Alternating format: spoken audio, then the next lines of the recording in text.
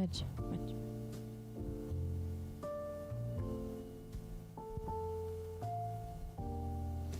Hello. I'm so honored to be here, and I'm pleased to welcome you here in our university. I'm glad that I was mentioned to be moderator for this section of the One Health conference. And it is my really great honor to introduce our keynote speaker, Professor Dr. Dan Vodnar. He is the Vice Rector for Research at the university, our sister university in Cluj. He is teaching molecular gastronomy and food biotechnologies at the Faculty of Food Science and Technology, the same university, University of Agricultural Sciences and Veterinary Medicine from Cluj. He recently received a great honor by being included in the category Omnia, Opera Omnia, and he is ranked 64th nationally out of 169 scientists. This means that Professor Vodnar is one of the most cited scientific persons in Romania. He is preoccupied by food, by innovation, and also in molecular gastronomy. But he is also involved in mass education, if I may say, because he recently is involved in teaching students, teaching other people in teaching about food, about accessible science. And you can find him also on Știință cu sare și piper, on all the platforms that you are aware of. So, very honored to introduce you, Professor Vodnar. The floor is yours. Thank you so much. It's really a great pleasure having me here, and thank you for the kind words, Graziella. And I would like also to thanks to Florine for the invitation. It is indeed a great pleasure for me sharing our, let's say, inputs within this new field, I will say, molecular gastronomy. And even if the title is a tricky one, yeah, it will be an open question if we can consider the molecular gastronomy as a technique or as an scientific field in order to produce the foods of tomorrow. However, I would like to say a few words about our interest. I'm coordinating a research group, and we have 4 main directions. One is dealing with fermentative bioconversion of vegetable waste. Usually we are using the agro-industrial waste in order to be transformed into valuable organic chemicals, as 1,3-propandiol is, as lactic acid, beta-carotene, lactic acid, polyols. And this is more related to the optimization of fermentation processes into bioreactors, and deals with the cultivation also of probiotic bacteria. Then another topic, and another specific field, it's related to the microencapsulation of probiotic bacteria. We select the probiotics, we can grow them, and then we can go with the microencapsulation. And nowadays we have a few projects dealing with the psychobiotics and nutribiotics. These are, let's say, 2 modern topics related to in the field of the probiotics. The third direction is related to the antimicrobial, antimutagenic activities of plant extracts. And we are doing, I will say, routinely experiments or trials in order to have this, let's say, image of the plant extracts, how many of them can have an antimicrobial, antioxidant, and also antimutagenic effect on different strains, pathogenic, non-pathogenic, gram-positive, gram-negative, and so on. And the fourth topic, which I consider very interesting, it's related to the molecular gastronomy. And the molecular gastronomy, it is indeed, let's say, a trend within also a cohort of the scientists, but also I think it should be very well understood why or what means the concept of molecular gastronomy. Therefore, the molecular gastronomy combines usually the understandings of physics, chemistry, and culinary arts together for making food or a dish more accessible, more bioavailability, or to increase the bioavailability of the compounds from the dish. And therefore it is considered that it is a food for of tomorrow, since or can be represent an area for developing new foods, because it plays with the compounds. I mean, each compound which is within the structure of the food texture can interact with different molecules inside the dish. Therefore, you can change the shape, you can change the texture, you can increase the taste, and so on. And you will have at the end a few examples. Therefore, the concept, what I would like also to mention is that the pioneers of this molecular gastronomy concept, it is the professor within the Indra Paritech. His name is Hervé Tis. Together with an Hungarian professor, Nicolas Curti. Unfortunately, Nicolas Curti passed away, but Hervé is still very active. And what I would like also to make a clear distinction between molecular gastronomy. Molecular gastronomy deals with the science, I mean science of cooking, while molecular cuisine is more related to the chefs. Therefore, there are two different concepts and should be treated as different as can be, because the molecular gastronomy is science and molecular cuisine is the pleasure of eating, let's say. And there is also here a map or a chart with the concept evolution of the molecular gastronomy. Therefore, in the 1980s, it was called molecular cooking. Then in 1994, note-by-note cooking. Then in 1996, culinary constructivism. And in 1999, it was called molecular abstract cooking. And nowadays, it is called molecular gastronomy, and there is some specific cohorts of physicians, and they want also to link the molecular gastronomy to have the, the name of included physics and chemistry as well. It will be very hard to change, a concept or a well-known or a well-promoted, let's say, scientific field by adding and excluding different words.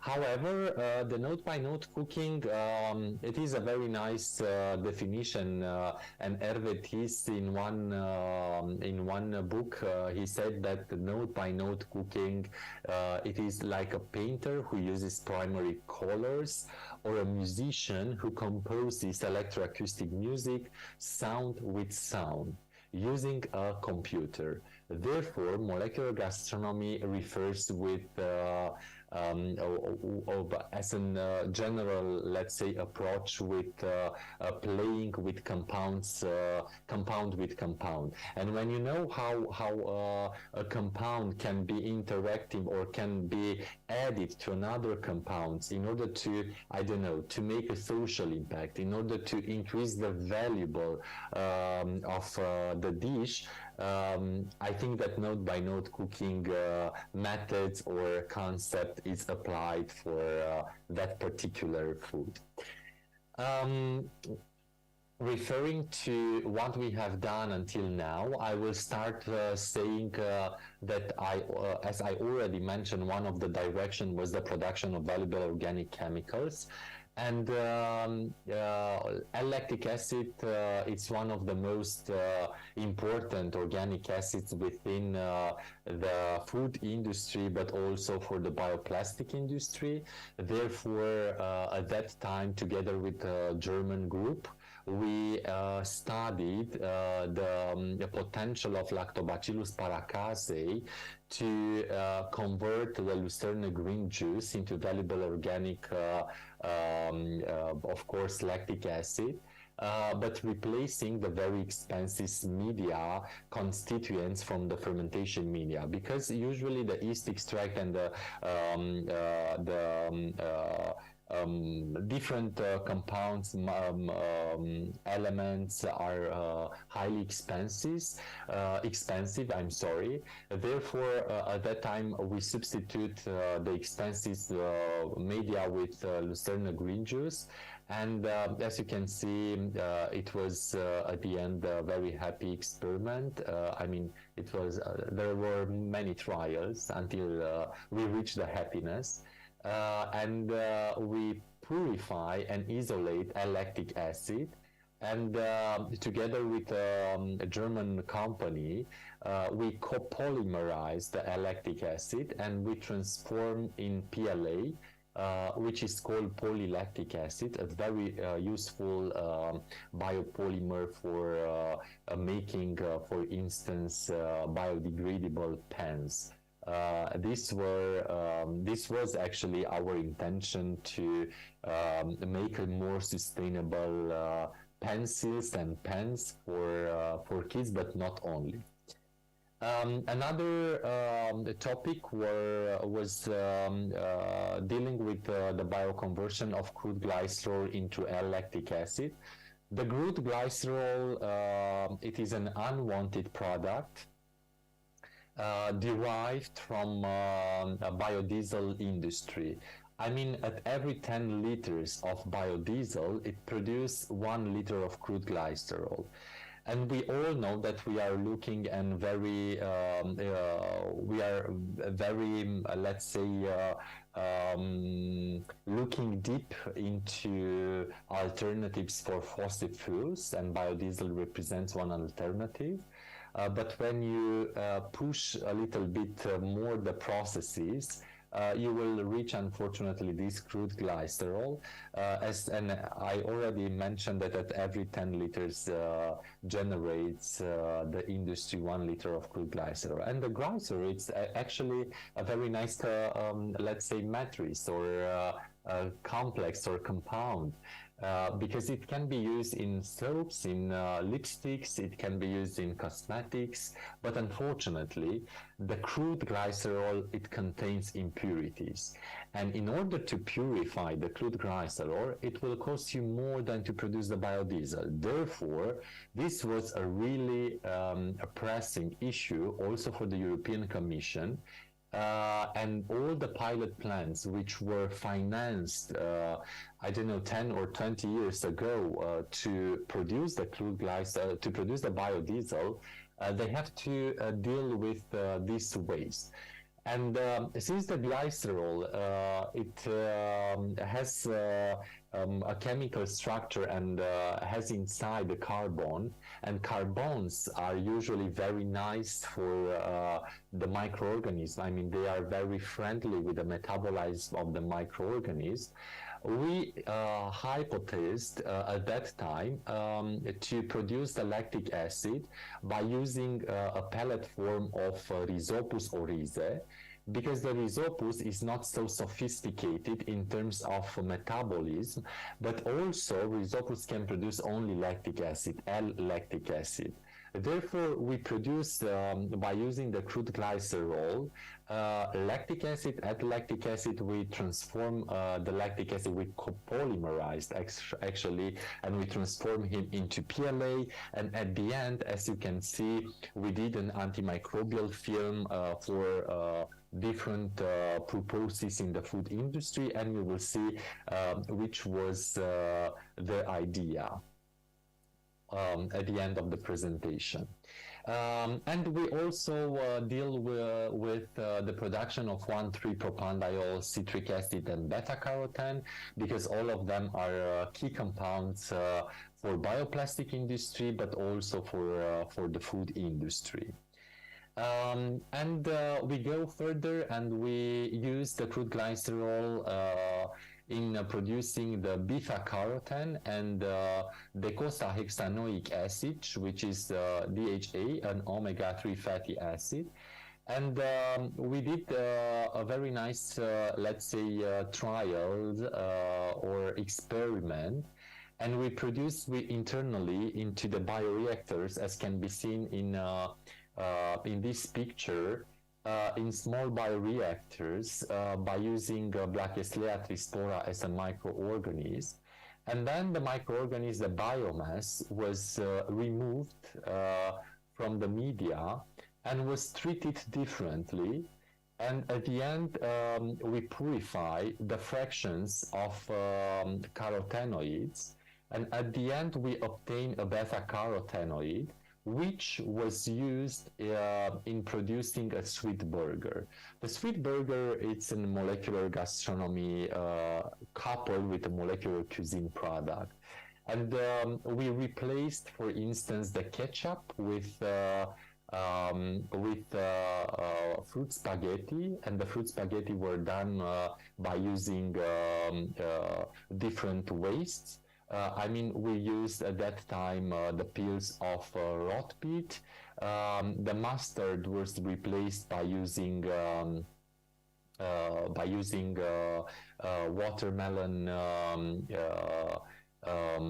extract, and by using the spherification method, and so on. And beta-carotene was actually introduced in this sweet burger, as you can see in the top and in the bottom of this product, in let's say in the sponge part of the burger. Then we did an experiment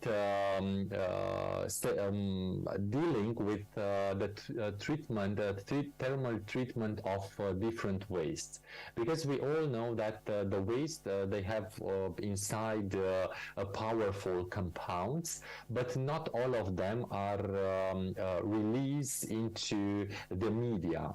Therefore, we address, or we apply, I will say, more different temperature levels in order to increase the antimicrobial activities, in order to increase the antioxidant potential of this waste.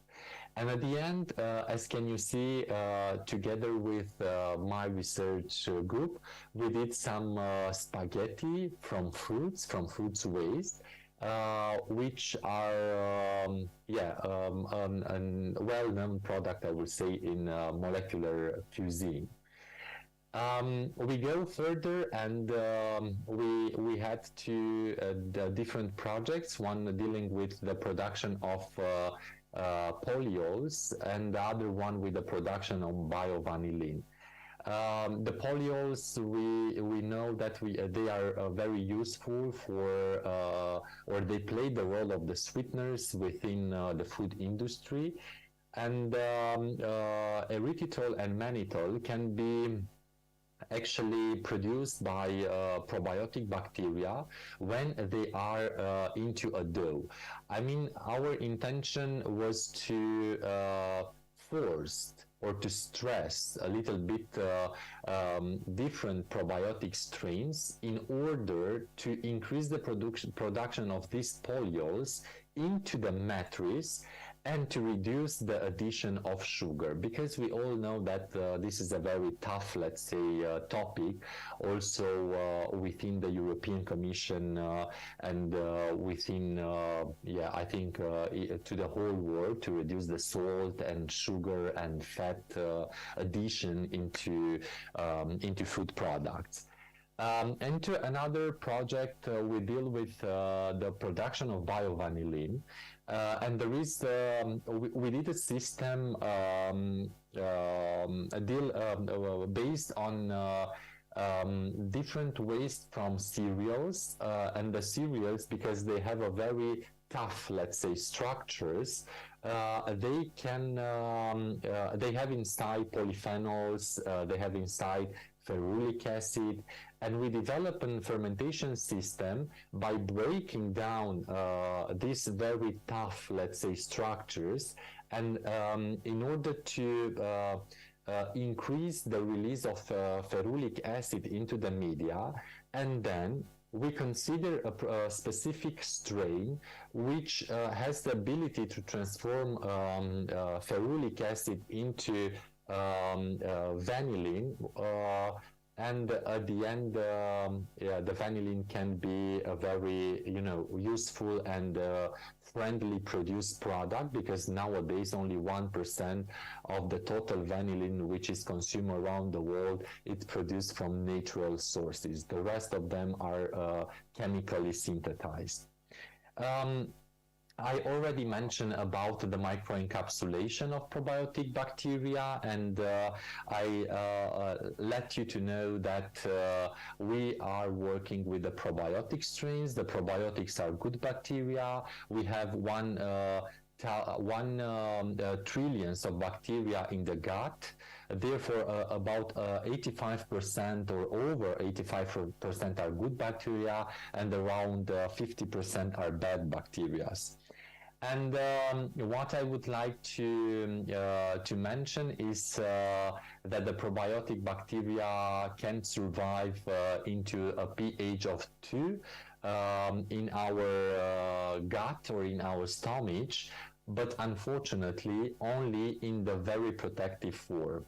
Therefore, we did a microencapsulation of probiotics, and can you imagine that, I don't know, I have here a pen, here is the probiotic, and here is, the capsules of the probiotic, and when you ingest the probiotic, they will survive at the pH of 2, and increasing the pH in the small intestine and large intestine, the shell of the microcapsule is going to be more flexible and broke, therefore giving the chance to the probiotic bacteria to act where the probiotics are needed within our body.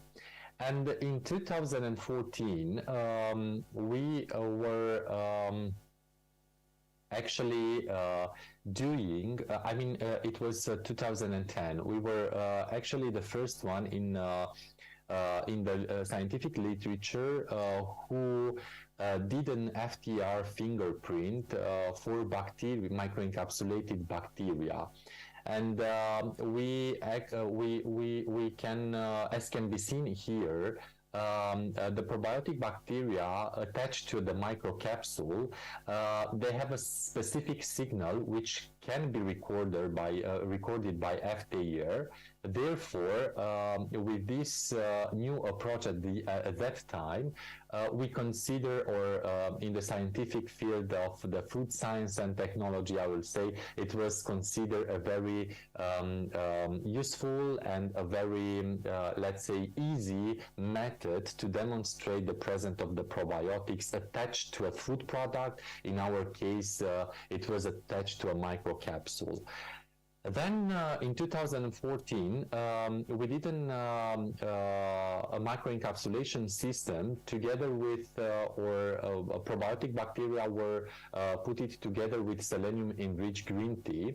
And we demonstrate at that time that polyphenols from the green tea increases the survival of Lactobacillus and Bifidobacteria strains. Unfortunately, at that time, the editor and also the reviewers, they do not allow us to say that the polyphenols may act as a prebiotic. The prebiotic is the fruit of the probiotic. And in 2019, 5 years later, the European Commission considered that the polyphenols are integrated in prebiotics. I don't want to play with emotionally, because I'm a very optimistic guy, as can be seen. But this is a part of our let's say personal stories. However, by working with different strains and by understanding the chemistry of peels of the fruits, we have some prototypes, and here is one of the prototypes we already launched internally within our university. And in the bottle, it was supposed at the very beginning, it was a national project, at the very beginning to have a juice made only from peels of fruits and vegetables. But unfortunately, we didn't reach a very nice score of a hedonic score for sensorial approach. Therefore, at the end of this project, we had in the bottle 90% of juice, as a nectar, and only 10% of the juice made from peels and vegetable peels, and also from fruits. But however, not was the idea of this project. I mean, this was only a part of the idea. The rest of the idea was to identify together with one of our colleagues, with one of our partners, I will say, together with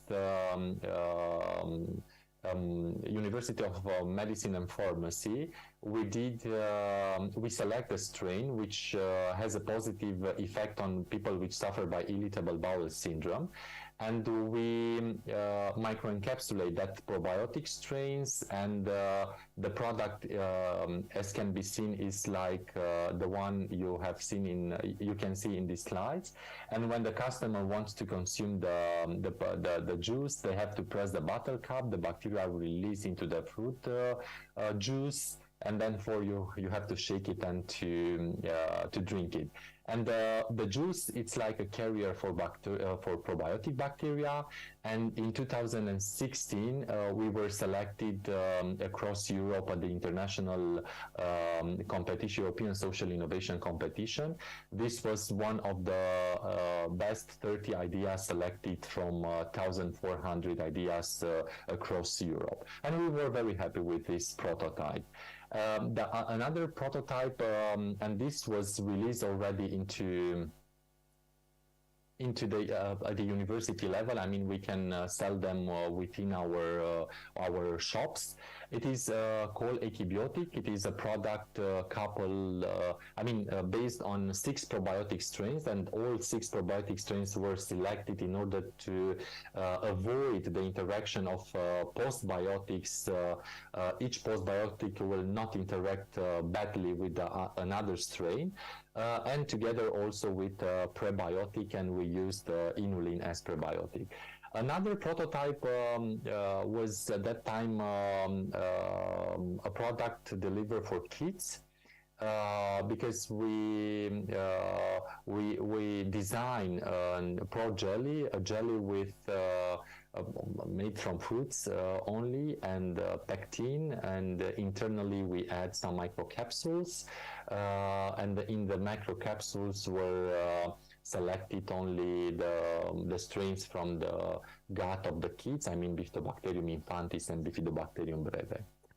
And going back with the application of molecular gastronomy made within our university, you can see here in the left, this is a three-dimensional plate of caprese salad. Here is an antimicrobial biofilm, as it was presented at the very beginning. which was done by using at that time different biopolymers, alginate, chitosan, and we did some ravioli, fruits ravioli. Then the sweet burger, as I already mentioned, and different 3D printed food. We had in the past a very nice, I would say, project together with some partners from European countries, and we printed the food for people which has I don't know, for people which are which suffers by different with problems with the mastication, and the printed food also has the ability to have internally or to have inside different nutrients which usually the elderly people needed. And yeah, going back with 6-7 years, these products were let's say printed, and we were happy that we already have this equipment and facilities or equipments within our facilities. And here it is a molecular cocktail, and the molecular cocktail it's playing only with vitamins. We add vitamin B2, and vitamin B2 is going to give fluorescence when it is exposed to UV light. And we all know that in the pubs there are these kind of lights. Therefore, playing with compounds, you can, you know, you can stimulate your eyes or your drink, for instance. Another product we developed, it is an edible molecular lipstick for ladies. And the molecular lipstick can act as a lipstick, but also can be eaten because it is based on purees of fruits and vegetables. Therefore, this was one of the most well promoted, I will say, product in social media. Going back to the edible sticks, to the edible packaging, I will say that 10 years ago, we actually developed a sticker for fruits, and the stickers can be seen here. It's a biopolymer which sequestrates different natural compounds, and when you tap the water on the fruit is washed, and a biopolymer release the compounds sequestrated internally and act as a biodetergent for the fruit. And also we did some experiments. I mean, at the very beginning, I told you that we use the PLA in order to produce the active biofilm, and we did some active biofilms for ready-to-eat products in order to inhibit the growth of Listeria monocytogenes on ready-to-eat meat products. Here are some application extension of the application I already mentioned. Here is a receipt for making a restructuring of salad caprese. We use polydextrose in order to obtain a stable foam which replaces the tomato. We use iota-carrageenan in a very small concentration in order to transform the mozzarella into a gel foam structure, and we use a siphon tube in order to make a sponge cake, I will say, from basil, and at the end we play with the compounds, and we did some capsules by using the spherification method in an alginate bath. And at the end, you can see that the dish is going to be very different, as we all know how the salad caprese is looking. Yes, referring to the educational on molecular gastronomy, we have within the university and within our faculty a master, and there I teach actually molecular gastronomy to the students. And here you can see a nice shoes which was printed by the students, and here it's an prototype. It is an egg. It is actually replaced of the normal egg or ordinary egg, and we use for replacing the egg yolk, we use different fruits. And here it is, because we in Romania we have an Salata Orientală. And here is a reinterpretation of a traditional product called Salata Orientală in Romania, and I think for German people it might be Kartoffelsalat. And here we did some nice work together with students and with bachelor students. And usually when they have some time, they come to the lab and they play with the compounds, and also they are doing different artistical, I will say, plates. And here are also different or many others application.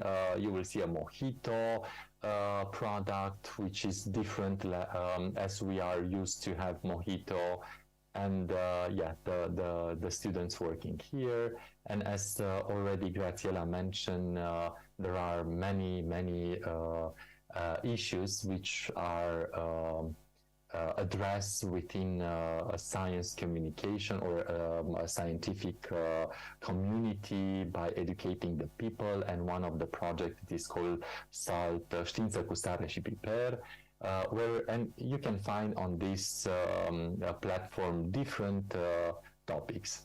However, instead of conclusion, I would like to thank to the whole group I am coordinating, because without them this presentation wouldn't have been possible, since they are very nice and working guys, and they are very careful in what they are doing within the lab. So thank you so much. Hopefully I was in time. And if you have any question, please let me know.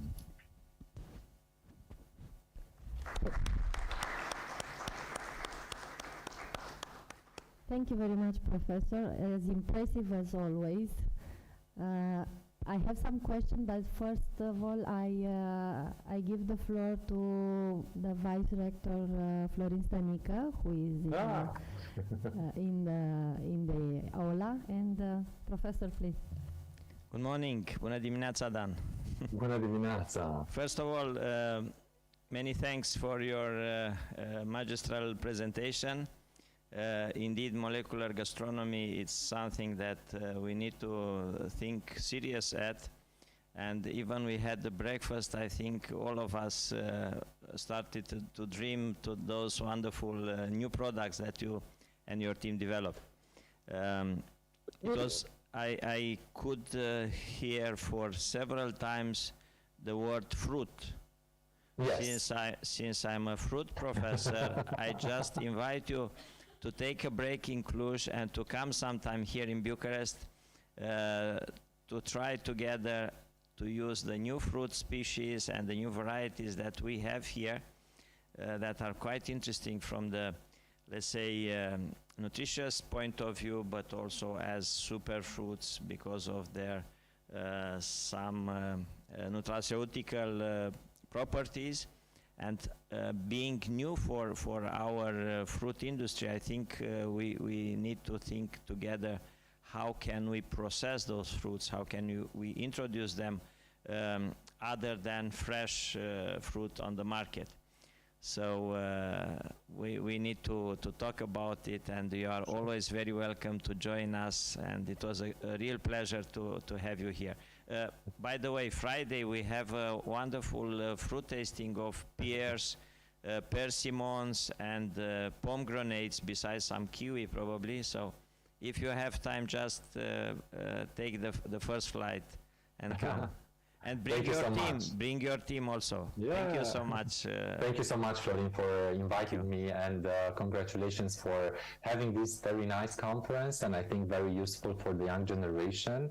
And you are very supporting them, and they all know about your very nice and good intention. And I think that we can play with how many fruits you want. I mean, we're still open-minded. Yeah, thank you so much. Thank you so much. And please do not forget to send us the full paper for the publication in our AgroLife journal.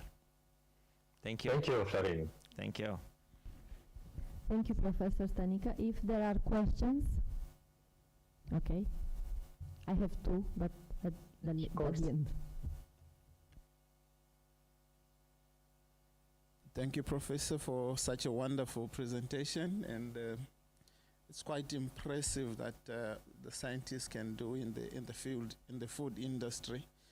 My question is, usually the general populace has that skeptic view of some of these foods that are produced in the lab and so forth.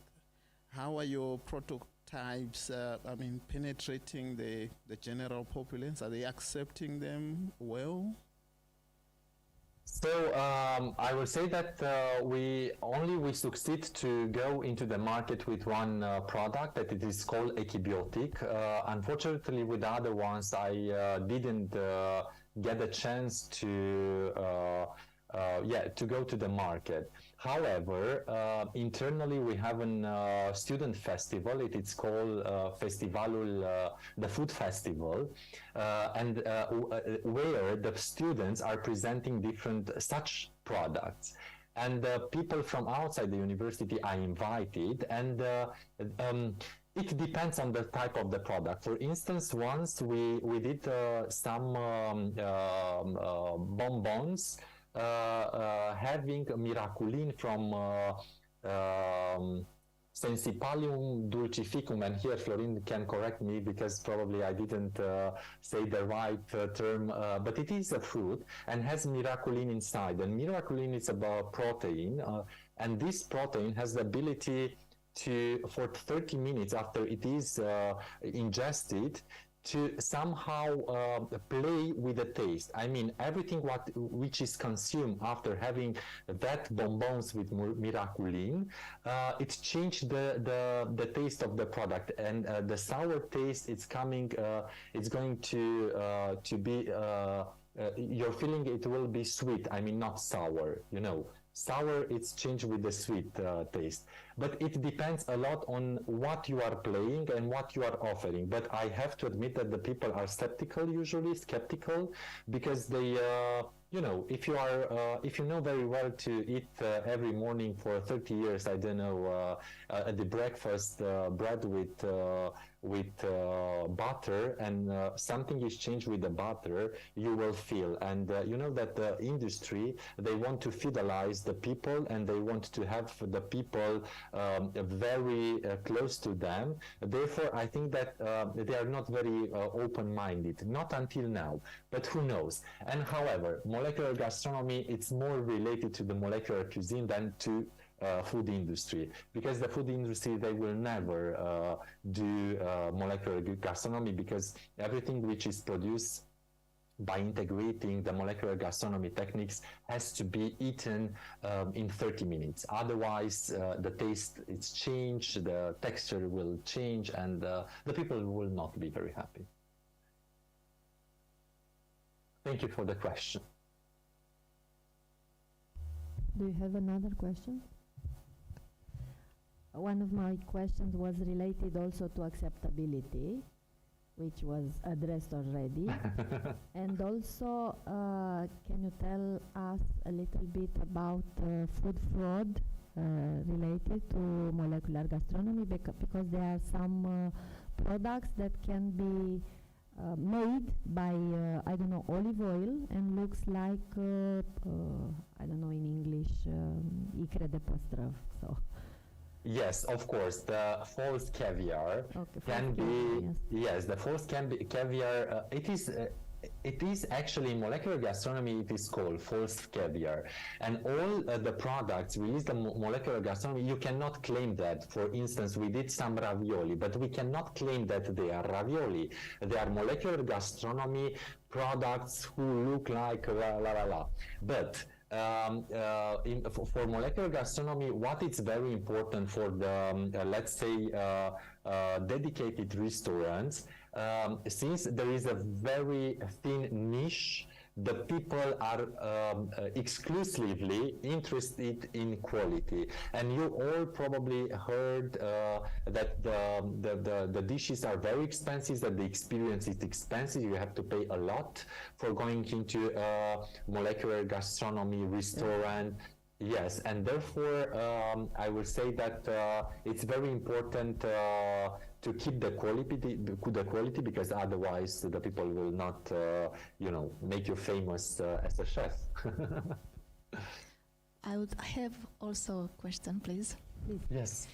When you use the fruits, do you Yes. think about the organic fruits and from the conventional culture? Do you think about the pesticide or remain something in the fruits? Yes, unfortunately, we were not taking care about the pesticides and about the, these treatments of the fruits. But it can be. I mean, for the ones who want to have a healthy life, for sure, they have to be very keen on this issue. We, as a prototype dressing, let's say, lab, we are working usually with fruits harvested from different, from our orchards or from, we have our, within the university we go and we take the fruits and we play with compounds. It is more easier. But also, I think that the chefs, which are really looking into the nutritional facts and values, they know very well what to buy or from where to buy. But I mean the chefs which are working in this field of molecular gastronomy, in molecular cuisine, because the other ones I really don't know.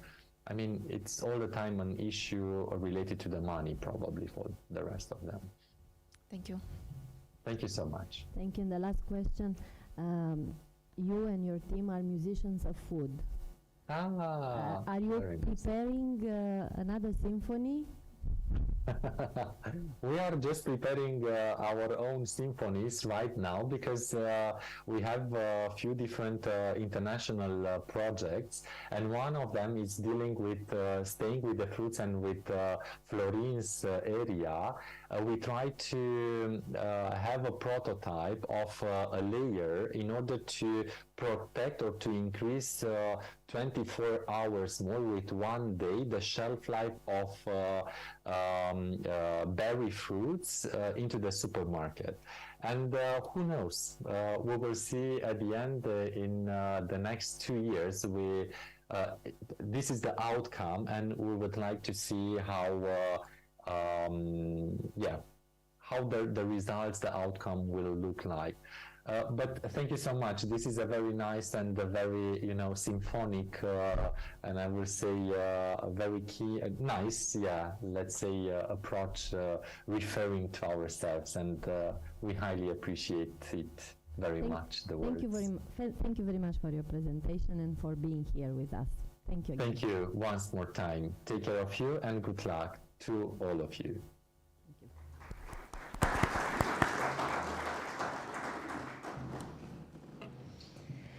Okay, we will move forward to our next speaker.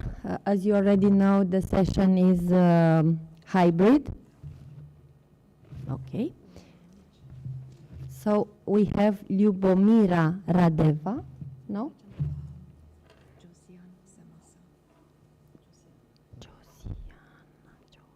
Okay, so we will have Josiane Semasa with the team, who is presenting the diversity, chemical composition, and beneficial effects of some spices and aromatic leaves consumed in Benin and in the world. A critical review. So good luck.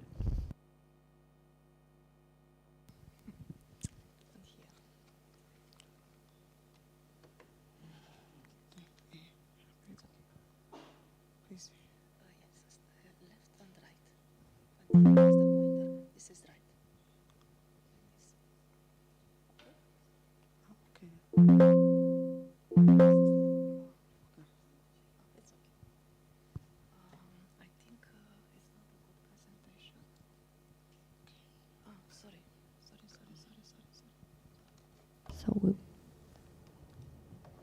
we will share the good presentation.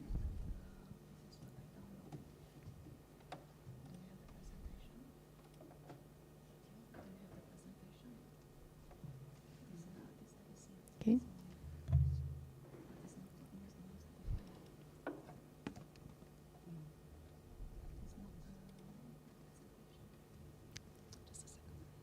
Just a little small problem, technical.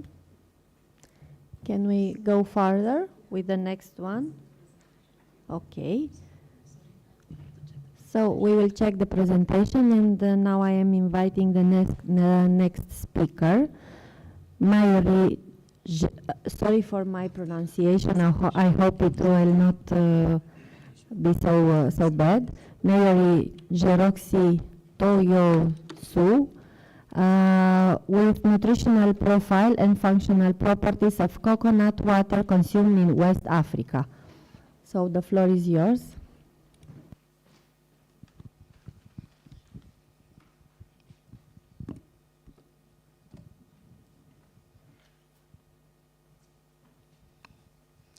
Good morning, everyone. My name is Jeroxi Tohoyesu, and it is a real pleasure for me to be here this morning. The topic of my presentation is nutritional profile and functional properties of coconut water consumed in West Africa.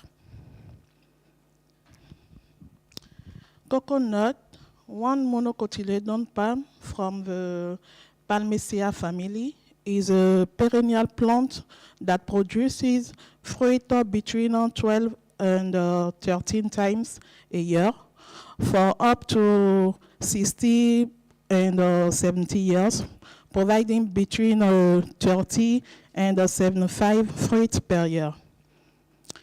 The plant is available in two main varieties, such as tall tree, such as Sri Lanka or West African tall, can reach a height of 25 or 30 meters.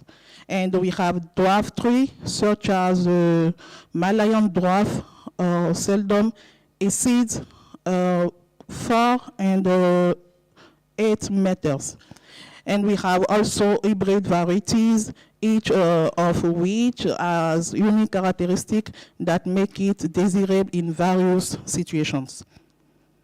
So, this coconut is one of the most useful trees in the world because many products such as coconut oil, coconut milk, coconut meat, and coconut water or juice are extracted from it. Coconut water is a sweet, refreshing drink made from the endosperm of green coconuts. This beverage is popular and consumed for refreshing and medicinal purposes. For example, in India, Alven and collaborators reported that significant reduction in mean systolic blood pressure were observed in 71%, 40% and 43% of hypertensive subjects receiving coconut water, Mobi, and the mixture. However, the biochemical, nutritional, and microbiological properties of coconut water could be influenced by the coconut variety. To date, and to our knowledge, no study has been done to compare coconut water from tall dwarf and mixed. So, the main objective of our study is to provide social data and analyze the physical, chemical, biochemical, and functional properties of coconut water samples from different varieties of coconut trees sold on the street of Abidjan. The one specific objective is to determine the knowledge level of coconut water and the reasons for consumption, and in second time to analyze physical, chemical, biochemical, and functional properties of coconut water samples from different varieties of coconut trees. So the biological materials is composed for 90 samples of coconut water. 300 participants were interviewed in district of Abidjan, and the final survey was organized around 2 primary points: knowledge level of coconut water and the reasons for consumption. The physical characteristics such as pH, tetrap acidity, fat, protein, fiber, ash and mineral, dry matter, and humidity rate were determined in according AOSC. And the carbohydrate contents and energy values were calculated from other physical-chemical parameters and biochemical compound contents. For all parameters, 3 independent measurements were made on each sample. The following colorimetric technique was used to determine total phenol contents. Total flavonoid contents were determined using the AECI3 colorimetric method, and the determination of condensativeness in the coconut water samples was carried out according to the method described by Rem and collaborator in 2002. The DPPH-SM method, which is one of the most widely used methods for determining the antioxidant capacity of natural products, was chosen because of its simplicity and accuracy. For microbiological analysis, where mesophilic aerobic germs were contained on PCR, fecal coliforms was performed according to AFNOR standard, and we enumerate yes colony on medium saturate with chloramphenicol. So the result revealed that coconut water is very well known by respondents, 100%, and its consumption was linked to virtues attributed by consumers. Among the beneficial effects, strengthening was the most mentioned, 0.33%, followed by digestive effect, 29.33%. And on other hand, 28.34% consumed coconut water as refreshing beverage. A small group of consumers, just 9%, claiming an aphrodisiac effect was felt when coconut water is consumed before sexual relation. These strengthening and digestive properties were reported respectively by Young and collaborator in 2009 and Retinam and collaborator in 2001. Also, the use of coconut water as refreshing drink has been reported by Shobe and collaborator. Those authors claimed that coconut water may be used as oral rehydration, either to replace fluid loss. Assessment of physical, chemical, and biochemical parameters of coconut water samples revealed that globally these parameters were dependent on the nature and coconut tree variety and maturity stage. The samples from coconut tree dwarf and of street were characterized by low pH value.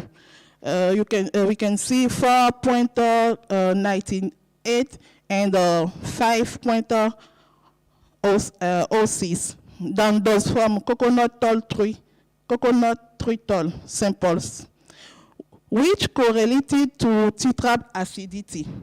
We can see here.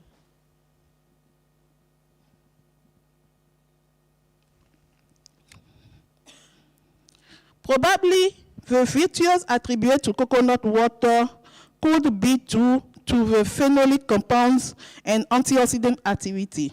Several authors have reported synergistic effect between phenolic compound and antioxidant activity. None of the coconut water samples in this study satisfies the global microbiological criteria or standards.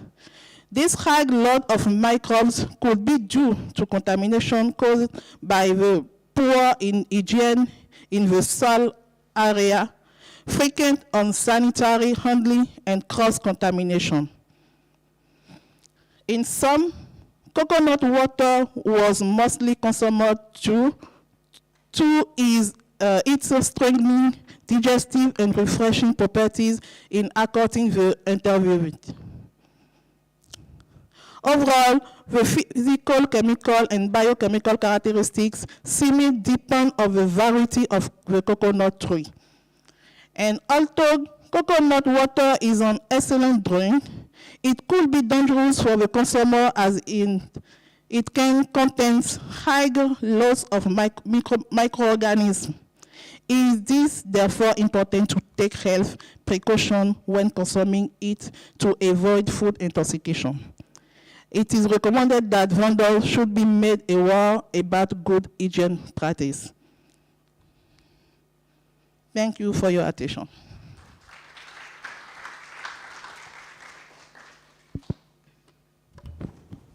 Are there questions? Yes.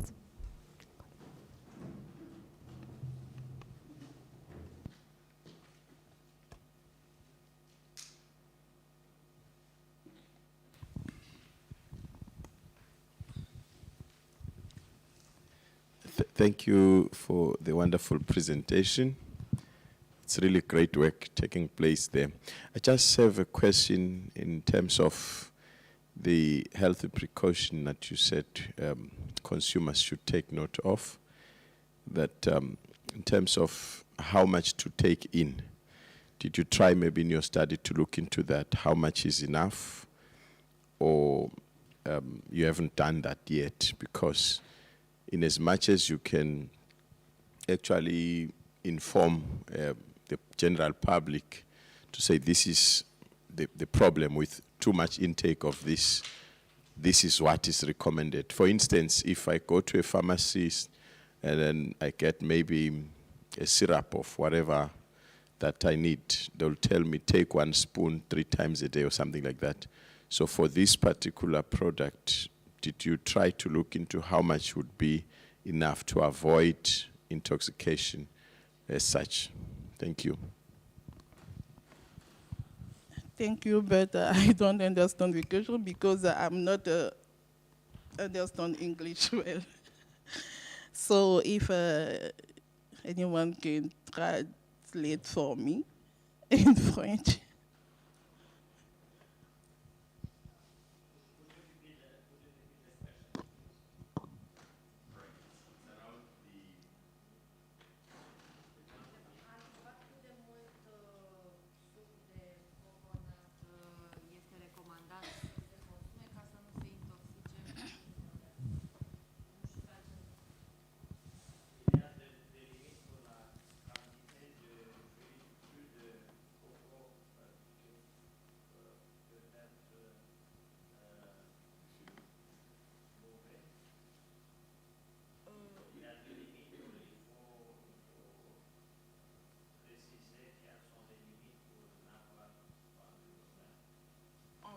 Les études dans ce sens, mais je sais que dans notre réalité à nous, il est conseillé. Oh, pardon. Je peux répondre en français? Voilà. Dans notre réalité à nous, il est conseillé d'en boire à volonté. Et généralement, dans un fruit, on trouve à peine, je vais dire, 500 millilitres d'eau de coco. Donc, je pense que 1 litre, ça devrait aller. Mais bon, on n'a pas fait des recherches dans ce sens pour voir quelle quantité il faut boire par jour. C'est bien ça la question. Quelle quantité il faut boire par jour? Ah, il comprend pas le français.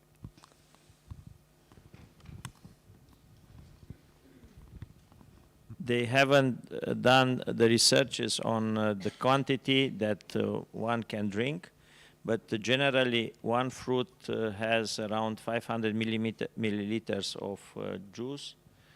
So on her opinion, you can drink one liter without any problem. So I don't think someone will drink so much coconut water just to have any problem with that.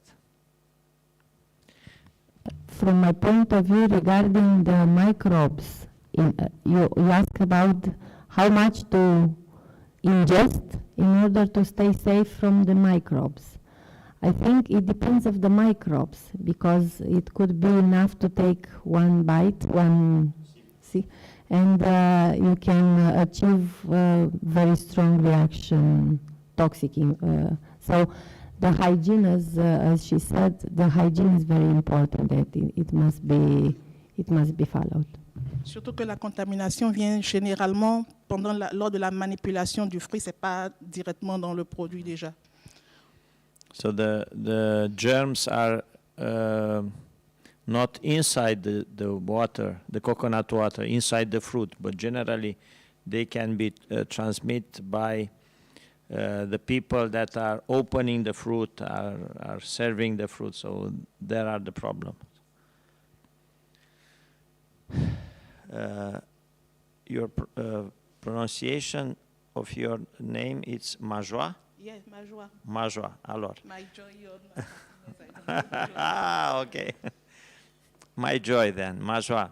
I would like to ask you, how can you establish the proper moment for drinking the coconut water? I mean, what is the fruit ripening stage when you consider as the best way to drink this water? Because, you know, the fruit can be green, and then step by step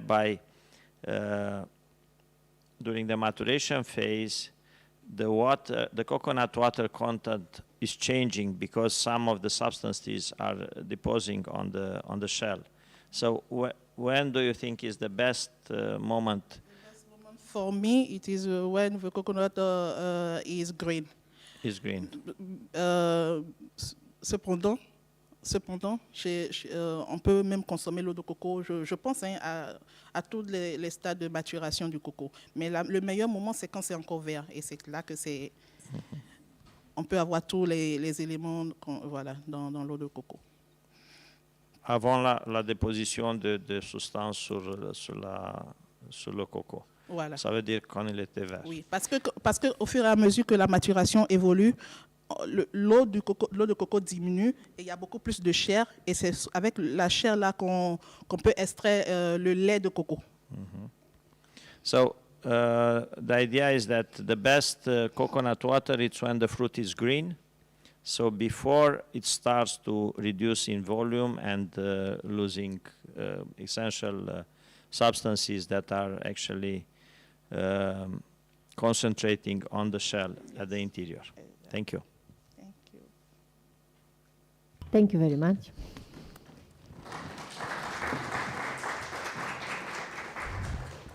Now I am inviting Lyubomira Radeva to present the paper Encapsulation of Oregano Oil in Nanoparticles Based on Natural Polymers.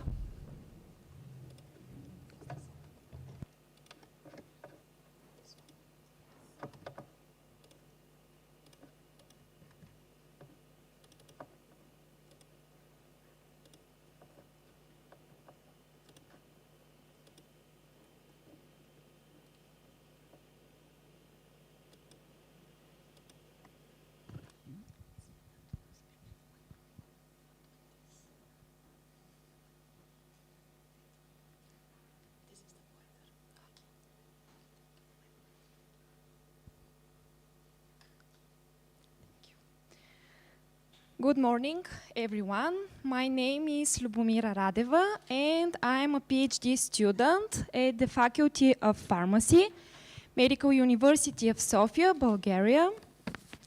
The topic of our research is encapsulation of oregano oil in nanoparticles based on natural polymers. This is a collaboration between the Department of Pharmaceutical Technologies and Biopharmaceutics and the Department of Pharmacology, Pharmacotherapy, and Toxicology.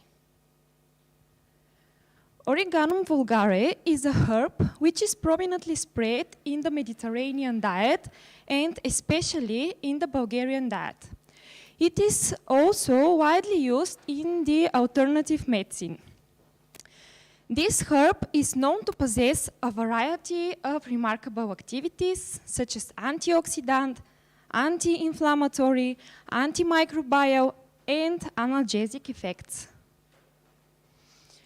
Oregano oil can be produced from this herb Oreganum vulgare, and due to its remarkable activities, it can be used in the treatment of different gastrointestinal diseases, inflammation, different types of infections, and also as a food preservative. There are two main compounds which are found in oregano oil that are responsible for these remarkable effects, in particular thymol and carvacrol.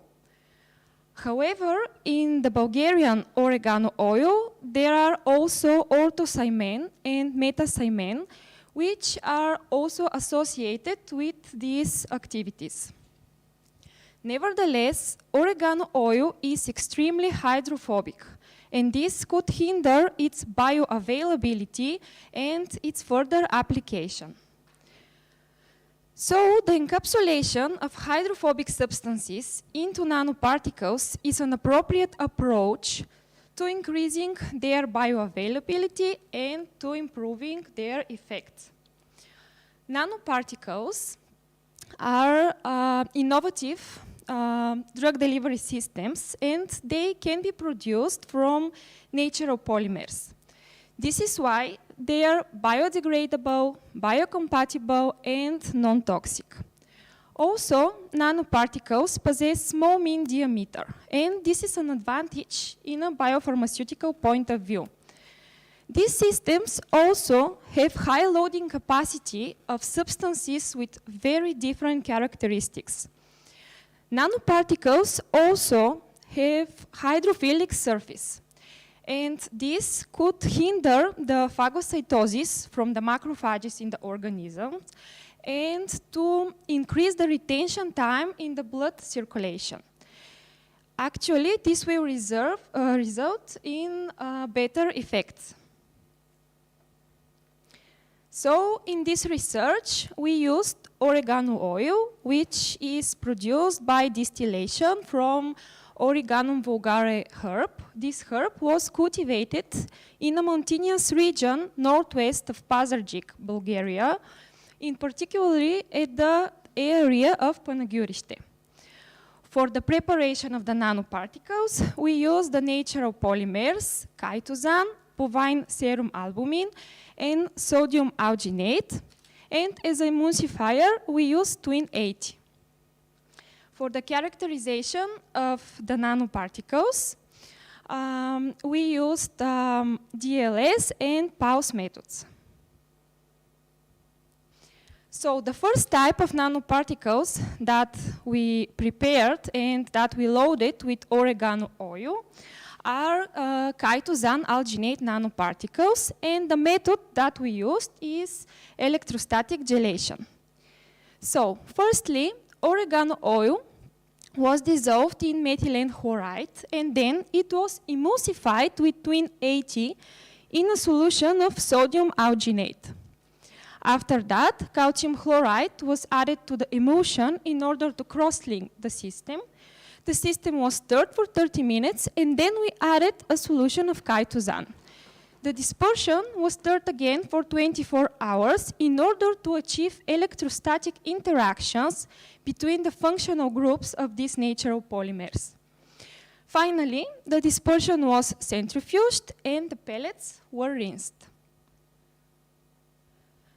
The next type of nanoparticles that we prepare and loaded with the oil are chitosan albumin nanogels, and again, here we use electrostatic gelation method. So, the oil was also dissolved in methylene chloride and also emulsified with twin 80 here in an aqueous solution of albumin under sonication. After that, we added a solution of chitosan. The system was stirred for 90 minutes, and then it was alkalized using some drops of sodium hydroxide. Under these conditions, the amino groups of chitosan and the carboxylic groups of albumin are ionized, and there are electrostatic interactions between them. After that, the system was heated for 20 minutes at 78 Celsius degrees. At this temperature, albumin denaturates, and this further stabilizes the system. In the end, the dispersion was stirred for 2 hours in order to avoid obtaining too large nanoparticles. So we wanted to evaluate and to optimize some of the conditions of these reactions. When we were preparing the chitosan alginate nanoparticles, using sonication at the stage of emulsification, the mean size of the nanoparticles was around 350 nanometers. However, when we used stirring instead, the size of the nanoparticles was much larger, around 1000 nanometers. So the nanoparticles that possess a smaller mean diameter have many advantages. For example, enhanced permeability and retention effect can occur. The zeta potential of both systems was negative, approximately minus 25 millivolts.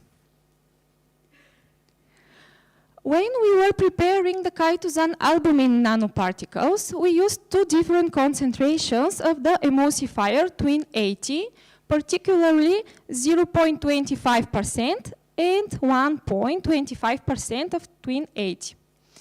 We observed that when the systems were prepared using the lower concentration of the emulsifier, there was only 1 fraction of nanoparticles with a mean size of approximately 25 nanometers.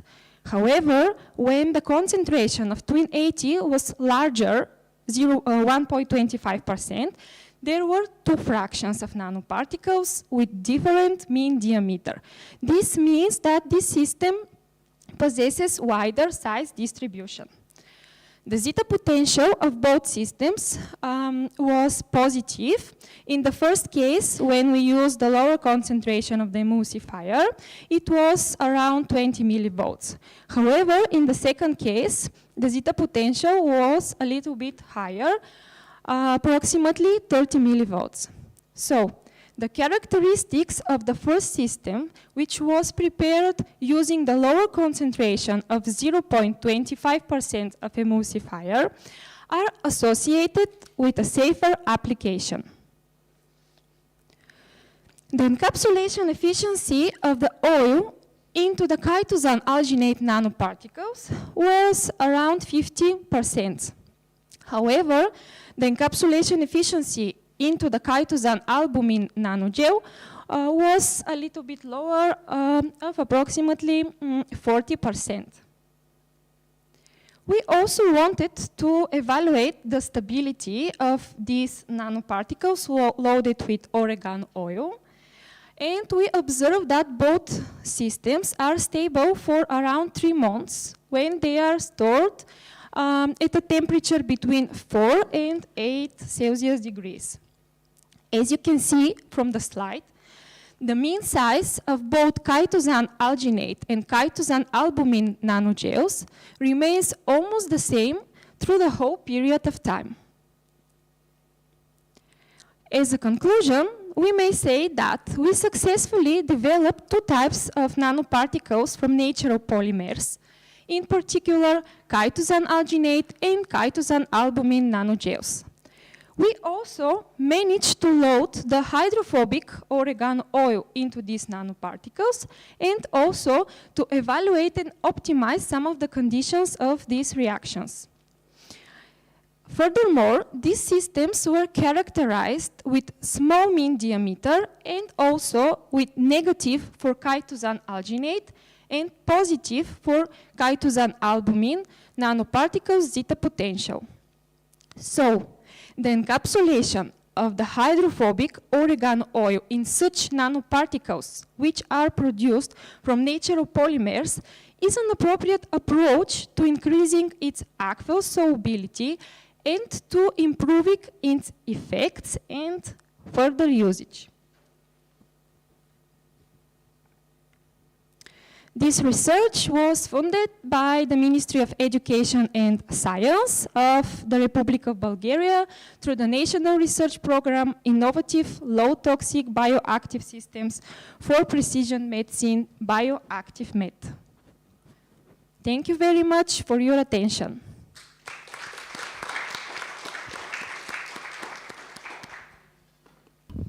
There are questions?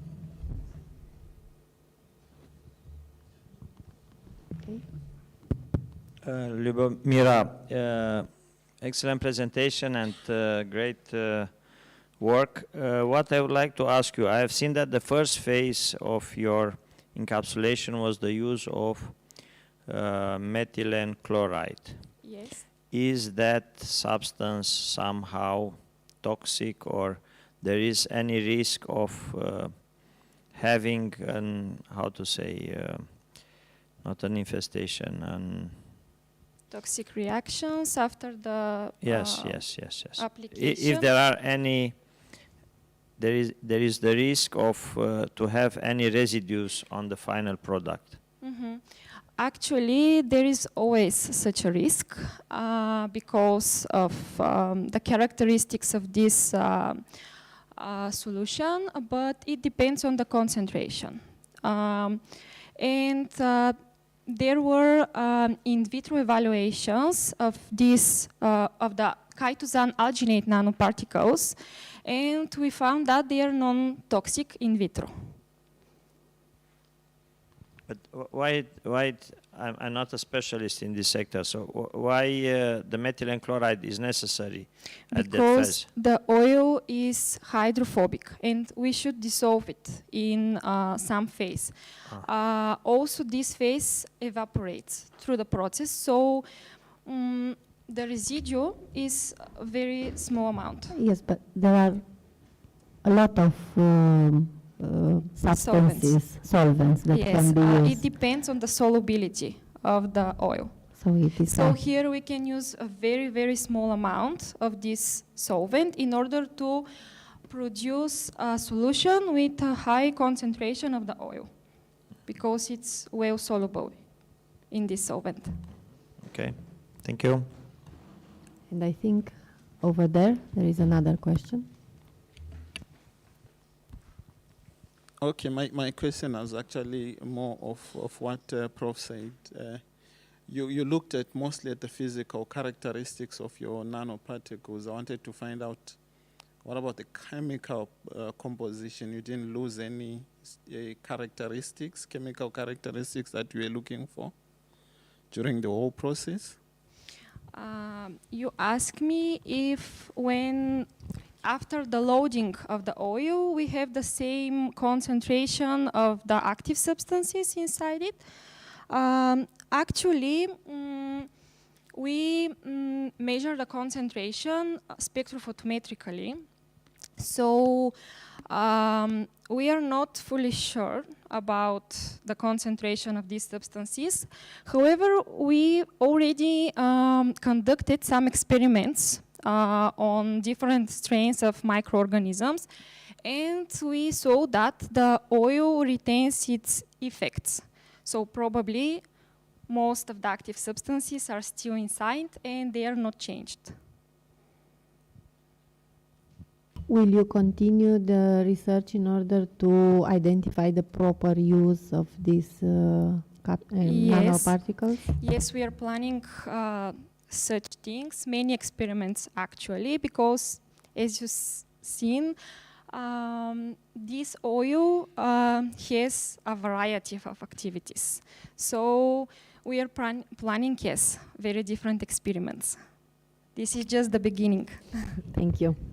Thank you.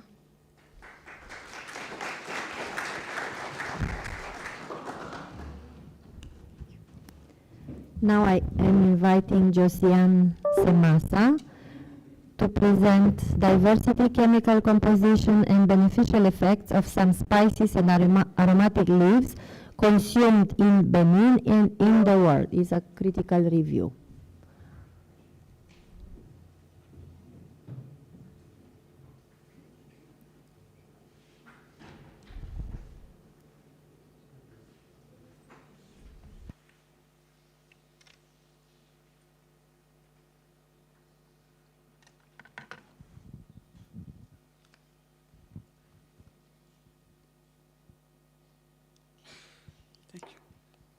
Good morning, everyone. My name is Semasa Josiane Ajobignon. Topic of my study is diversity, chemical composition, and beneficial effects of some spices and aromatic leaves consumed in Benin and in the world. It is a critical review. The story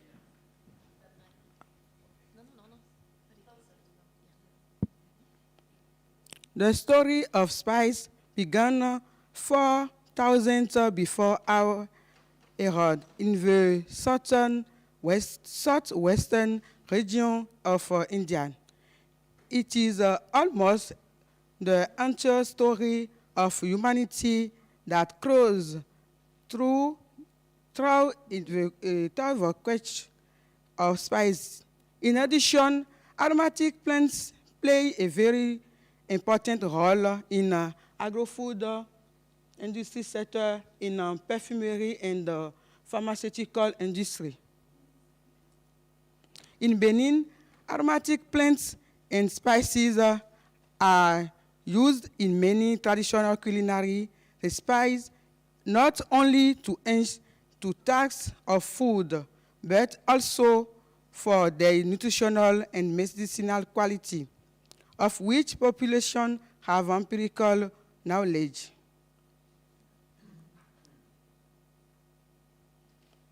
To contribute to the better knowledge of these spices and aromatic leaves, it is essential to take stock of the spices and aromatic herbs which have antioxidant, antimicrobial, and anti-inflammatory activity for a better valuation. Therefore, this present review explores three major spices and the 3 aromatic herbs used in Benin and the world, which in aims of providing a reference document to researchers who are involved in improving the nutritional and health status of a human. The material of my study is composed ginger to ginger, curcuma, clove, laurel, rosemary, and parsley. The methodology used is that documentary research oriented toward the consultation of previous scientific documents that have highlighted the different pharmacological activity of the different species of spices and aromatic plants tested. In the course of our study, we identified some 20 spices and aromatic herbs commonly used in the world. Some spices and aromatic herbs, some of which are presented below. We have dill, fennel, cumin, captain, cardamom, clover, and others. The tables 1 present spices commonly used in Benin. We have anise, clove, cumin, dill, garlic, ginger, pepper, and ginger. The table 2 presents aromatic herbs commonly used in Benin. We have African basil, celery, laurel, mint, parsley, and rosemary. The chemical study of Cucuma domestica revealed the existence of curcuminoid responsible of the coloring and the pharmacological properties of these species and of an essential oil containing a multiple of terpene compounds and various secondary compounds. The major part of this list activity is attributed to curcumin, and this in particular anti-inflammatory, antioxidant, and the anti-cancer. The table 3 presents the main chemical composite. The closer is composed the tannin, flavonoid, common fat, body, and odor. Clover is a powerful antiseptic, strong antioxidant power in the antifungal property on various mucoses. Clove essential oil is anti-infectious, uterine tonic, general stimulant, and antispasmodic.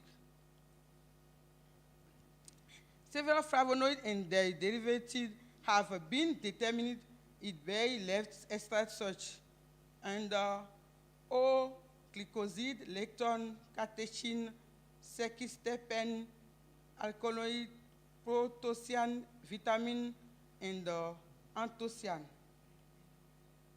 Laurel produces a remarkable essential oil very rich in the above secondary metabolite, but still too lightly used in aromatherapy.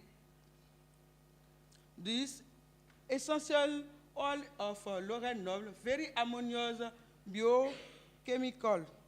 Biochemically is obtained by distillation of its leaf with water vapor in the multi-property that analgesic, mucolytic, antispasmodic, anti-infectious, and other. Parsley is one of the most produced plants in the world. It contains significant amount of vitamin, especially vitamin C, mineral, essential oil, chlorophyll, phenol, polyphenol, carotenoid, monoterpene, hydrocarbon, and other bioactive compounds. Parsley is what B, diuretic, anti-cancer property, antioxidant, anti-inflammatory, and anti-anemic. Different areas call for to use of spice. The latter, they do not contribute from a nutritional point of view to their diet. Better, they often contain active ingredients which make it possible to protect foodstuffs against microbial of antioxidative degradation. They are also used as infusion or decoction. Through our literature search, we notice that there has been extensive research of the benefits and the use of spice and aromatic herbs. Nevertheless, there are still several areas that are relatively understudied. Some of these include a synergic effect, dosage and safety, quality control. Together, this review feature established that spice and aromatic plants are classified as a medicinal plant and are really use of human consumption contributing to food security. The spice and the herb aromatic study contains the flavonoid, tannin, coumarin, stenoid, terpene, saponoid, and polyphenol. The different chemical compounds containing the spice and aromatic herbs highlighted in the reviews have many beneficial potential to prevent and disease with a nutritional effect.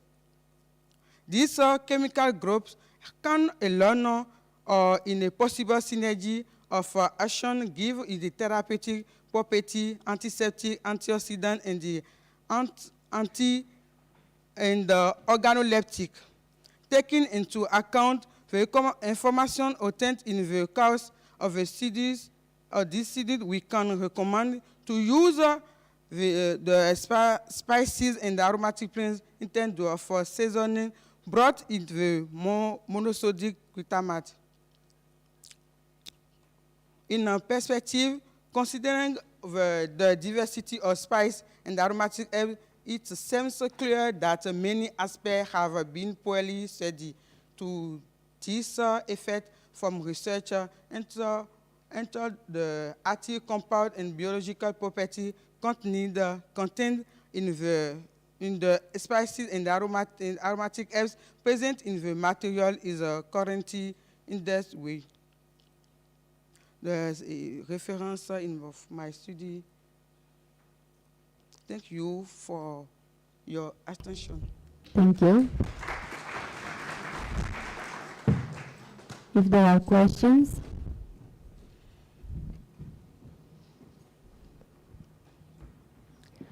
I have an observation and comment. I am fighting against using the glutamate in food. It is pity to use it when you have a lot of such wonderful spices, and you can cook without it, because it is already, I don't know the legislation in your country, but it is used already in other foods. So a cumulative action, you cannot understand me. Okay, we will discuss in a break, and I will try my best to find some words in French to discuss with you. Okay. But I was saying about monoglutamate, which is not so good to be included in foods.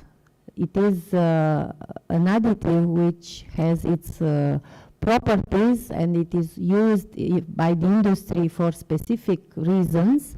Each industry is using in the amount that are recommended, but due to cumulative actions, it can be harmful. So you can use salt, pepper, and all these spices, and the food will, legumes and so on, and the food will be great at home. Thank you.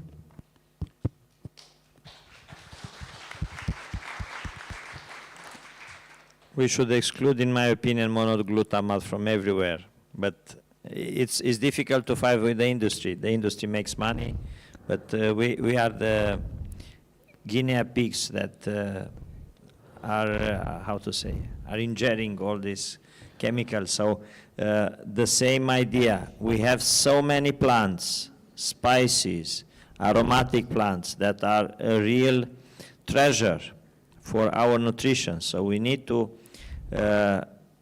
go back to our ancestors that used to had those plants every day on their meals and on their table for different purposes, for nutrition, but also for collateral good effects. In the same time, I think we have a real gold mine here on trying to use those substances, those natural substances, to fight some plant disease, or even to be used as repellents against pests. So I think there is an area where more detailed research has to be done. And you are very welcome to come to our university and to do these types of research with our colleagues from the biotechnologies faculty, from the IGPA, and also from the other faculties, horticulture. And je vais traduire ça pendant la pause, okay? Merci. I am always positioning as between the industry, because I am a food engineer, and as a consumer. There is also always the need for balance in everything. So, thank you again. Thank you.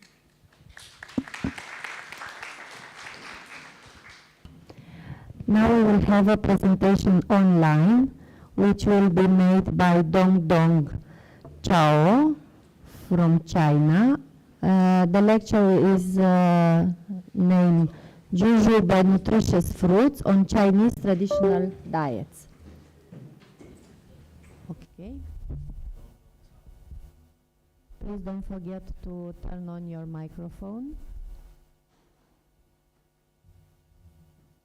Okay, good luck. Can you hear me? Yes, we can hear you. Please go ahead. 你好. Okay. Let's begin. Good morning, everyone. Let me briefly introduce myself. My name is Hao Dongdong, a current master student majoring in forestry at Henan Agricultural University. It's my pleasure to report here today about Chinese jujube. As you can see on figure, my topic today is jujube, nutritious fruit on Chinese traditional diet. My presentation.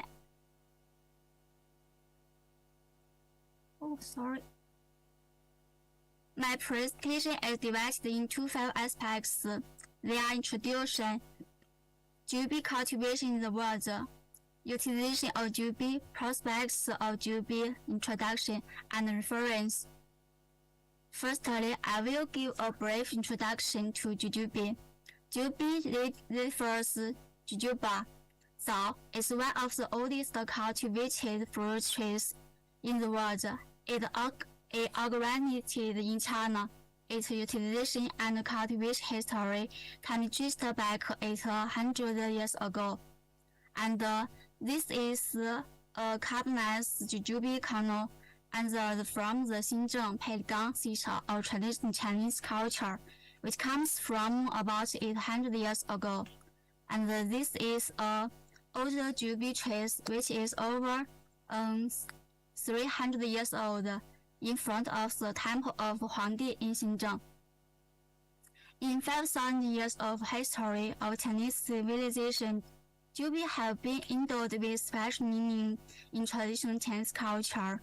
And in the hearts of Chinese people, jujube symbolizes auspiciousness, joy, and the early arrival of beautiful things, becoming an embodiment of our blessings. Whether it's the previous story of the current engagement ceremony, that must be jujube, which symbolizes getting married early and give birth to another son early. In addition, there are jujube mountains on Spring Festival. Laba Koji in December is in Chinese lunar calendar. Mooncakes filled with jujube pasta on the Mid-Autumn Festival, and red jujube zongzi on the Dragon Balls Festival, so on. As far as we are concerned, jujube play an important role in people's lives. The purpose of the study is to review the jujube fruit in terms of Chinese jujube cultivation and utilization. Let's think about the jujube cultivation in the world together. Dehydrated jujube as the mainstay of jujube cultivation in China.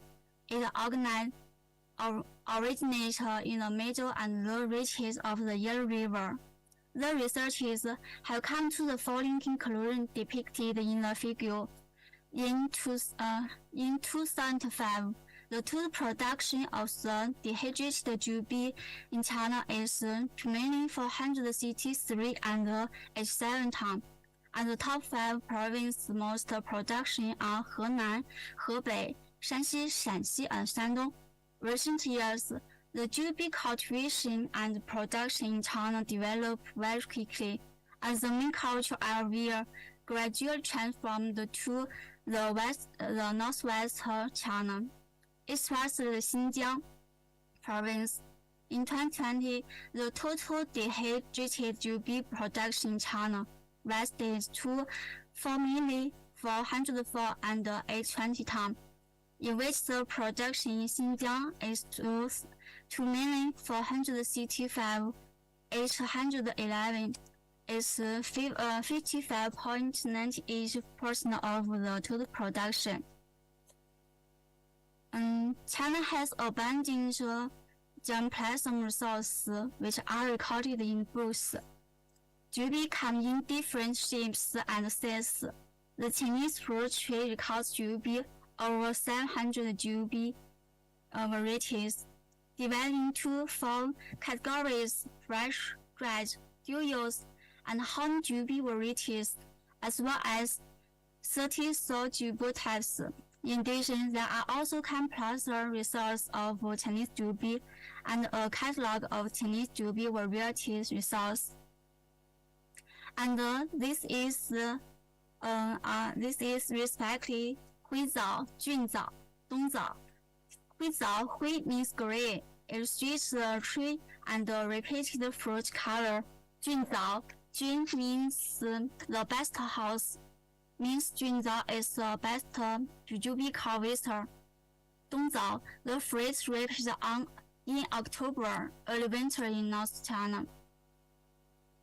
This is Jujubi cultivation in other countries. Jujubi trees from all over the world are all transmitted from China. In Western Australia, Jujubi are growing in the foothills, the northern rangelands, the southwest, and the Great Southern regions. China, the Zephyrus jujuba has acquired fruit value in Romania and specialists from the Faculty of Horticulture in Bucharest, together with specialists from China Horticulture, have introduced value varieties in the country. After this period, they studied and multiplied varieties with high fruit value. Third, I will introduce the utilization of Jubi from 4 aspects. First of all, used as fresh food. It's a juicy and crispy fruit, resembling a large olive and tasting as apple. We can judge the maturity of Jubi by its skin color. The ripening period of Jubi are white ripening stage, natural semi-red ripening stage, and post-white semi-red ripening stage. The color of Jubi fruit skin changes from yellow to red-brown during maceration. It's also a value fruit in terms of its nutrition content, including carbohydrates, vitamin C, and proteins, and the nutritional content varies at different development stages. Research have shown that at white ripening stage, the fruit becoming crispy, sweet, and juicy with high sugar and acid content. At natural semi-red ripening stage, fruits have the best fresh eating quality at this point. At post-white semi-red ripening stage, sugar and acid contents continue to increase. So, depending on the purpose, Jubi fruit can be picked from the white mature stage to the crisp mature stage or the full mature stage. Fresh eating cultivars can be picked from the white mature stage until the crisp mature stage, when the fruit in texture is still firm. Next, used as dried Jubi. Fruits are picked when they are full red or the full mature stage, because the more mature they are, the higher their sugar content and drying quality. After picking, fruits can be air, sun, or heat-dried. Red Jubi can be consumed directly as mix, used in tea or porridge or other products. Then Jubi has been used for treatment of several diseases in traditional Chinese medicine due to bioactive components such as phenolic compounds, saponins, phyllosaccharides, and ascorbic acid. The major benefits from the bioactive functions of Jubi fruit include anti-cancer, antioxidant, anti-inflammation, anti-hypoglycemia, anti-hyperlipidemia, anti-virus, and so on. Finally, Chinese people have always been particular about that you are what you eat. Jubi are red with the same color as blood and have the function of nourishing blood. Therefore, people process jubi into various delicious products such as candied jubi, jubi jam, smoked jubi, jubi pasta, and spirited jubi in some cultures. Finally, this is prospect of jubi industry. Jubi, known as the king of fruits, are not only natural but also have unique medicinal value. However, Westerners have relatively little understanding of jubi. Let more people know about jubi through social media, online advertising, and related blogs. Whether promote the nutritional value and health benefits of jubi, and increase Western customers' awareness of jubi. Expand the jubi processing products that are suitable for more people. Firstly, developing jubi processing products that cater to the tastes and dietary habits of Westerners. Secondly, through cross-border e-commerce platforms and international logistics networks, high-quality jubi and their products are sold to various parts of the world, achieving global marketing. As reference, this is my Professor's lead contact, and this is my campus scenery. Welcome to Henan Agricultural University. That's all. Thank you for your attention.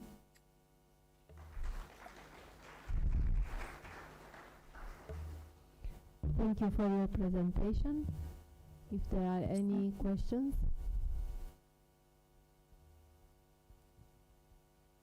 Yes, we have one. Just some consideration. 谢谢你 Dong Cao.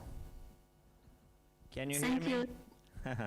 Great Yeah, presentation and great fruit and great fruit tree. I'm so happy that you did this wonderful presentation on the importance of jujube and jujube fruit. And as you could see, we already started to cultivate it here in Romania. And this year, as you probably know, for my friend Professor Li Zhidong, we organized the International Jujube Symposium.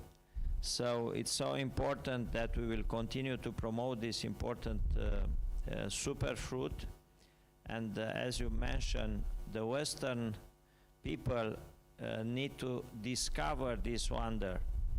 And it is our common task to do it. So you are invited to join us in our research team, and let's do some cooperation together. My regards to Professor Li Zhidong and to all your team. 谢谢你. Oh, thank you very much. Thank you. And now I am inviting you to a coffee break for 30 minutes. 30. So we'll be here at 20 minutes past 11. Okay, see you.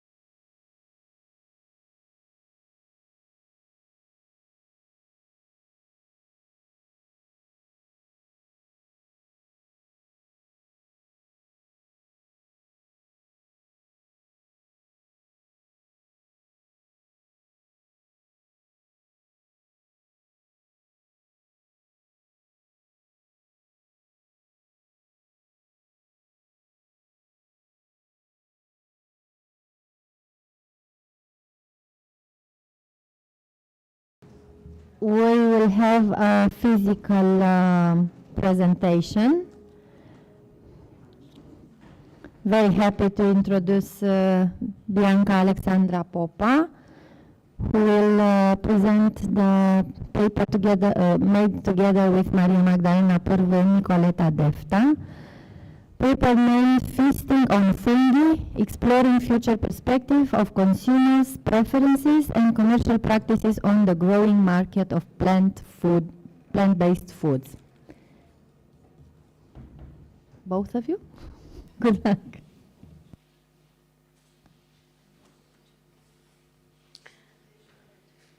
Hello everyone, my name is Bianca and together with my colleague we are very happy to announce our research Feasting on Fungi. But before we delve into the scientific study, I want us to make a little exercise, a conceptual exercise. So take a deep breath and think about an iceberg floating in icy waters.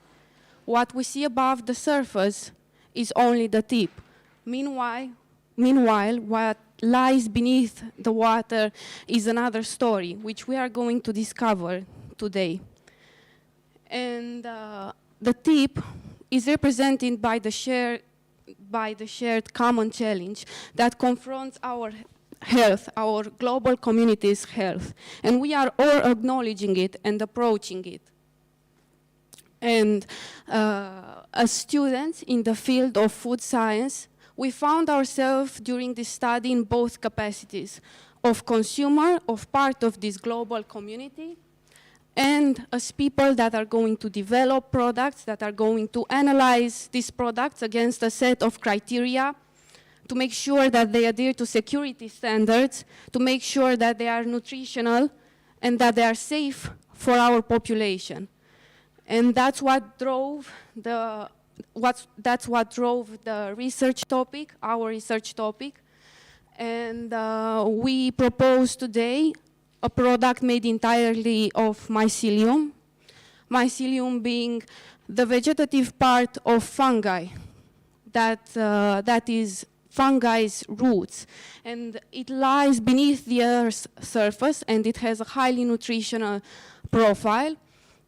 And as you may already be familiar with, these sort of concepts have been developed in the United States of America and they are protruding the European market right now. And our goal was to discover how these aspects of marketing, of terminologies like alternative meat, fungal proteins, plant proteins will affect the Romanian consumer and what is the likelihood of the consumer to integrate these mycelium-based products. And because we already clashed with the iceberg I've been telling you about, it is now time to be sure that there is no danger and that we will only be breaking down a few concepts. And with these concepts we are going to build. We are going to build what is the future of Romanian food market and of the global food market. Because as you know, the dietary choices and lifestyles are in an ever-evolving field, and there is an urgent need for sustainable alternatives because conventional protein producing systems, that is to say agriculture, entail a vast area of land and generate a lot of water pollution. But we're not here to be talking only about sustainable products.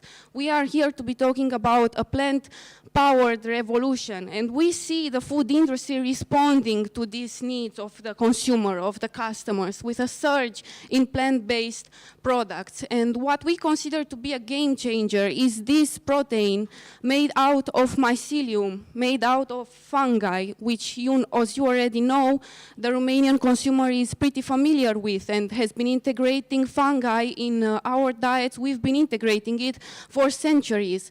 And that's what we will be focusing on, the European market, because we are part of this global market and it is very interesting to assess and analyze our home. And to assess and analyze these factors, we will employ a statistical method we tried to analyze what drives the consumer acceptance of these fungal proteins, and we've been doing that through the method of a questionnaire containing 16 items, that is 16 questions. And in our study, we involved a diverse demographic, mainly of Gen Z, as you can see on the graph. 60% of our respondents still have university studies in progress, and that is extremely important for us because Gen Z is going to lead the trend markets for the next 15 to 20 years, and they are a very important asset to have. And of course, utilizing these 16 questions, we employed the descriptive statistical methodology. What is important to remember is that there is a pattern in the intensity of the response. What do I mean by that? We try to emphasize a spectrum of engagement and of disinterest. Yes, I want to buy that product. No, I don't want anything to do with it. And that's how we quantify the data. And now we are going to talk about the results of our study. And as you may already know or believe, taste is the major driver agent that leads consumers' decisions. That is, what drives firstly when you buy a product, what makes you buy it, what influences you? Is it a sensory satisfaction? Is it a status of symbol, as meat has been for the past centuries? Romanians have a continuous, a lingering attachment to meat, and that's why it was also very interesting for us to see how the younger generation reacts to these new innovative products. So as we've seen taste leading it, right, highlighting the centrality of the sensory satisfaction. But we cannot acknowledge the social circle influence, what we call peer pressure, because, come on, let's be honest, we've all tried a product once, we've all tried an experience because our friends pressured us, because they were already doing it, and we wanted to do it too. So yes, the social circles is shaping our eating behaviors. And another discovery is that regarding this sort of innovative products is that traditional advertising, which is to say campaigns that advertise the product in hypermarkets, supermarkets, with price reductions and so on, no longer apply for this younger generation and for this sort of product. As you can see, they scored pretty low advertising campaigns. But we ask our respondents, what could influence you to buy this product in terms of advertising? Would it be the price reduction, or would it be, let's say, public endorsement from an official site, or social public person that has a certain degree of influence, let's call it like that? And 75% said, yes, I would be interested to try it if it would receive public endorsement from a trusted official, if I have the freedom to also check and verify, cross-check this source. And we also asked them if they are aware about any environmental impact. And it was pretty surprising to see that if you add the two parts that said, yes, I am aware, one of them said, yes, I am aware and concerned about the environmental aspect, and the 35% from the first graph top, yes, I am aware, but I am not concerned about this aspect. So both these groups are aware. Now, we as developers, as food scientists, as people that work in the food industry, and we want to attract a certain audience of customers.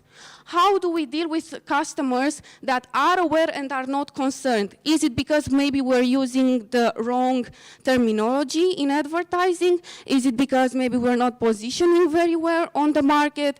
Is it because people need quality products and are fed up with greenwashed McNuggets or any sort of products that do not ensure a high level of quality. So this is an interesting demographic that needs to be further analyzed, in my opinion, in our opinion.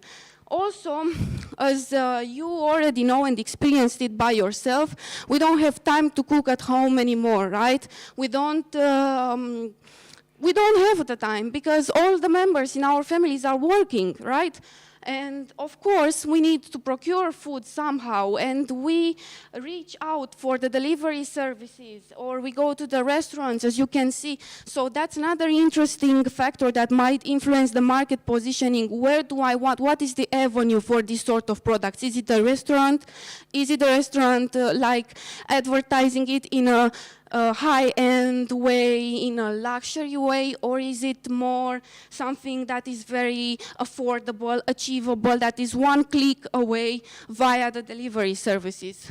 We will find out in the future, but of course, almost 50% of our respondents eat vegetables daily, showcasing a substantial and a potential market for plant-based alternatives. That is good news. Now, because we are nearing the end of our study, we proposed another little game to our respondents.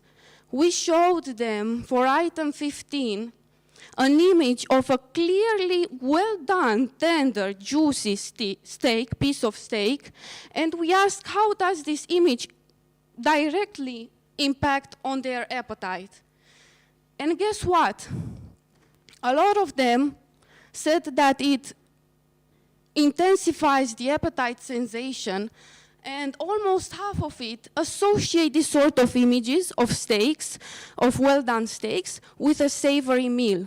But this is very interesting because we couple the information from item 15 to item 14, where we ask, okay, when you buy a meat product, right, what are the characteristics that makes it pleasurable for you, that makes it great for you to buy, that makes you want to buy this product? And first, it was taste, as we've already mentioned, texture, general appearance, and smell, and nutritional value almost on the last one, on the last place.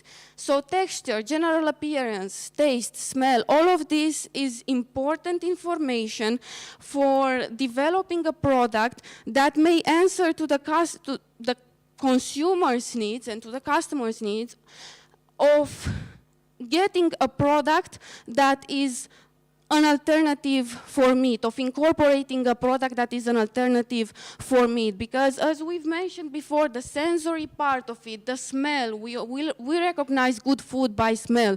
It's very important. It's maybe the epicenter is the pinnacle of what makes a great product, what gives you that association with a savory meal. So we are addressing exactly what we should be addressing, exactly what the customer wants here and needs.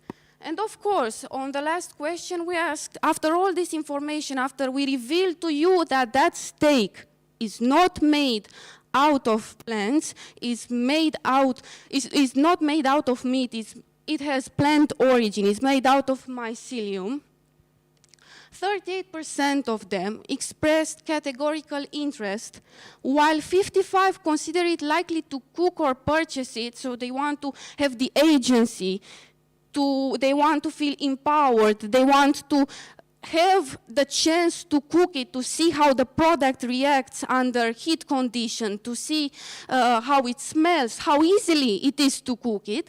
And this indicated to us a substantial willingness overall. As you can see on the graph, they said that they would, some of them, they said that the likelihood is very high that they would buy it ready-made from a store, that they would try it in a restaurant. So this is indicating to us a substantial willingness to embrace these innovative plant-based options.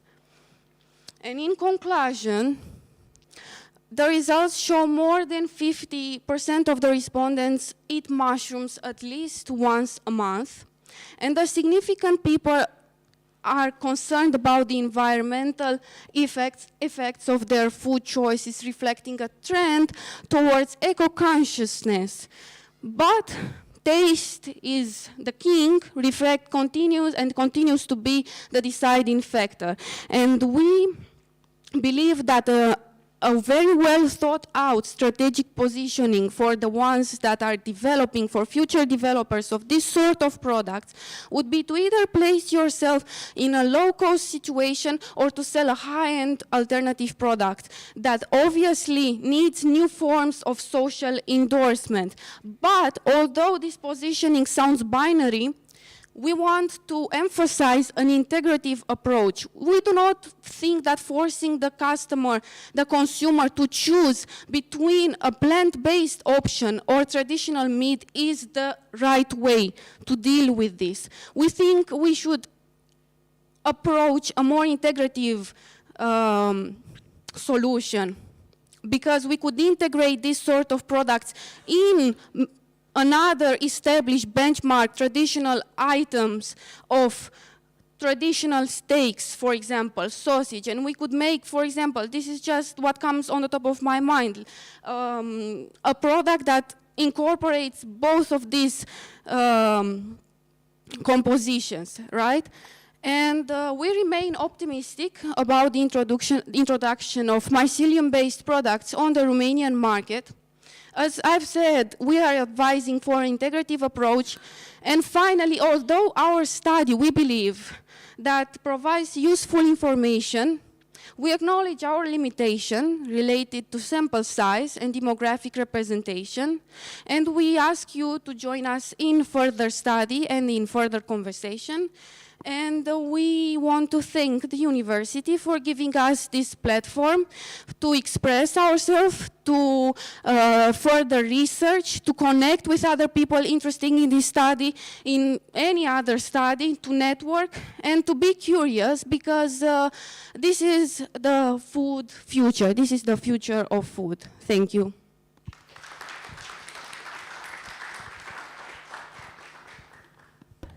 Do you have any questions for Maria? Please, please.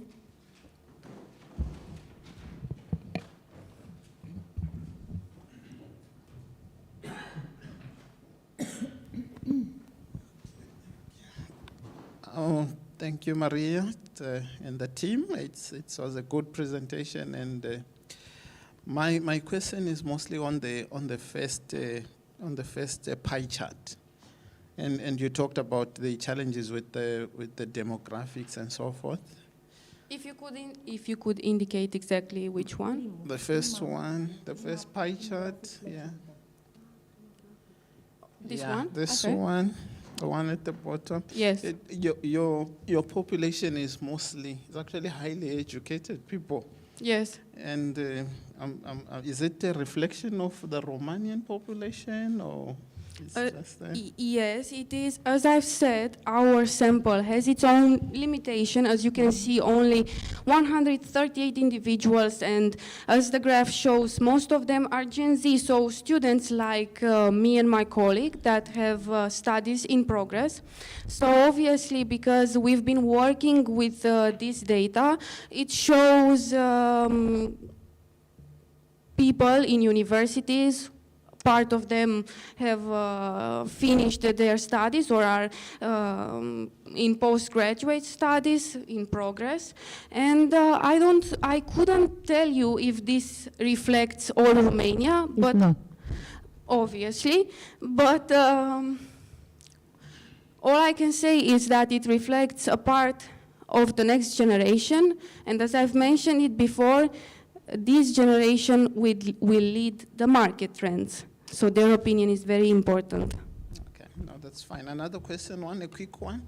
Usually, yesterday we were presenting about food and culture, and there is a direct relationship between these two.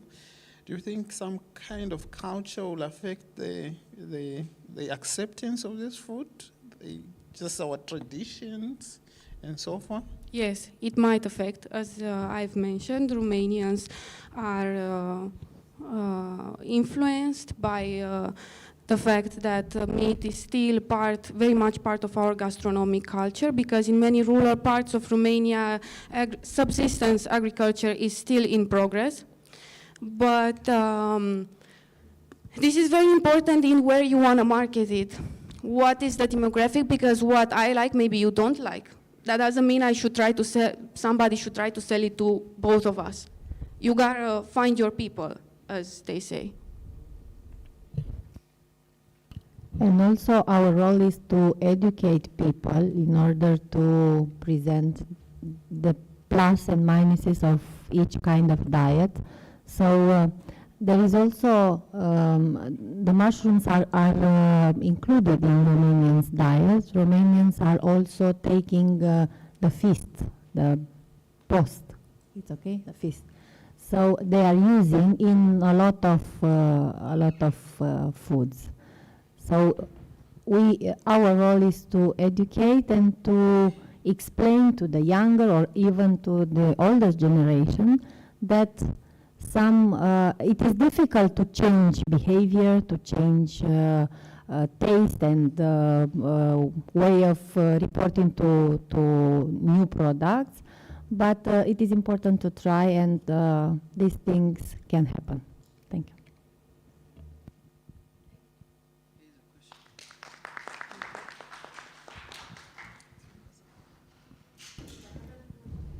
Oh, another question, Maria? It's okay. Probably will engage during lunchtime. Sure, yeah. Thank you. Now we have an online presentation made by Maria Concetta Di Bella, which will present chemical and organoleptic profile of pasta fortified with aronia melanocarpa, and jujube. We already spoke about jujube. So, no? Because it's IMAD. I presented another. Sorry. Maria. But I see on. Okay. So I presented well. So welcome, Maria. The floor is yours.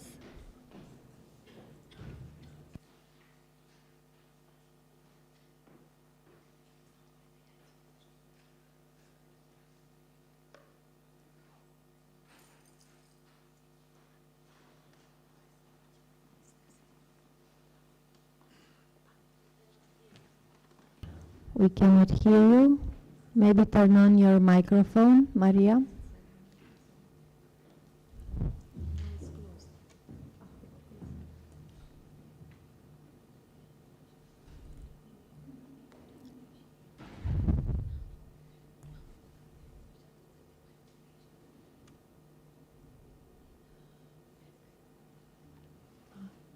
No, we cannot hear you.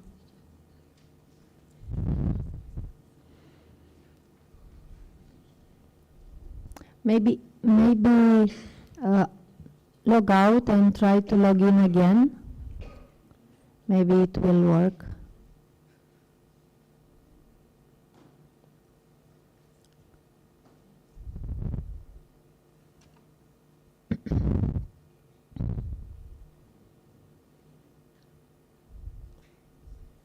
It happens.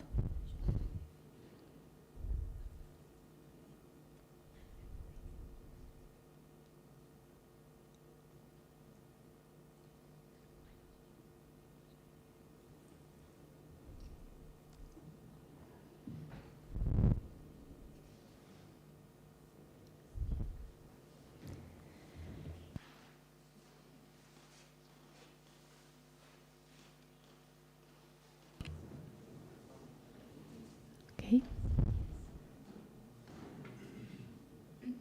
Hello, can you hear me? Oh, yes, we can hear you now. So it was a good idea. Okay. Okay, good. Good luck. Thank you.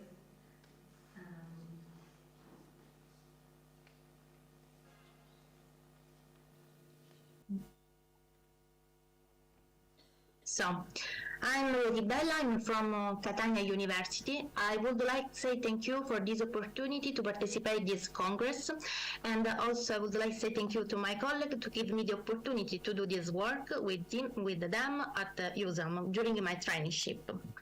So my work is about a chemical organoleptic profile of pasta fortified with aronia and jujube. In the recent years, fruits such as aronia and jujube have spread worldwide thanks to the high content of antioxidants. They are considered such as a functional food. For this reason, the component of antioxidant of the aronia, that its common name is Koch berries, are influenced by different factors such as cultivation, fertilization, maturation, and also harvest time. And for this reason, the chemical composition of this berry and the fresh fruits distinguish it from the other berries for their high content of sorbitol and polyphenol. Also, the same thing is for jujube, that is the edible part of the fruit, is unhealthy food, and is cultivated in the different part of the world, especially in East Asia, from China and India. And they are coming from Ranaceae family, and the genus is Dizibus. The fruit is considered a good source of bioactive compound, and inside we can find polyphenol, polysaccharides, and nucleotides, and jujube is recognized also like a functional food.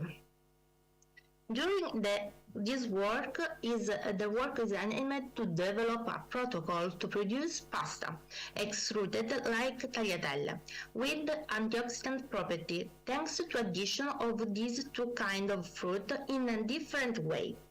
We started the trial with durum wheat, that the common name is semolina from Italy, and then we substituted by 5% of different fruits from a freeze-dried material and powder. We have during our trial 4 kinds of pasta. The first one was the control, 100% of durum wheat semolina, 7 milliliters of water, and 2 grams of salt. Then we have pasta with 5% of dry powder of aronia and substituted in 100% of durum wheat semolina, and the same but powder from aronia semi-dry. And the last one is 5% of dry material from jujube. The obtained tagliatelle was analyzed for the different kind of analysis. We have a chemical compound, the antioxidant activity, and the mineral content. But also we have done different analysis, and also in different stages, from the powder, from the dough, and the cooking, and after boiled. We analyzed raw and cooked tagliatelle and evaluated 4 different analyses. Chemical, that one was total polyphenol content, total flavonoid content, anthocyanins, carotenoids, and antioxidant activity. Also, organoleptic properties was analyzed by the panel test and also rheological analysis, but the results are in progress. For what concerns the chemical results, we can see that the result confirms the high value of bioactive compound inside this product, because we can see in this scheme 2 kinds of the same pasta dough, pasta boiled. At the beginning, the pasta dough, we have the amount of this polyphenol expressed in milligram. We can see that are around 20, but after boiled we can see that the total amount of the polyphenol is more or less the same.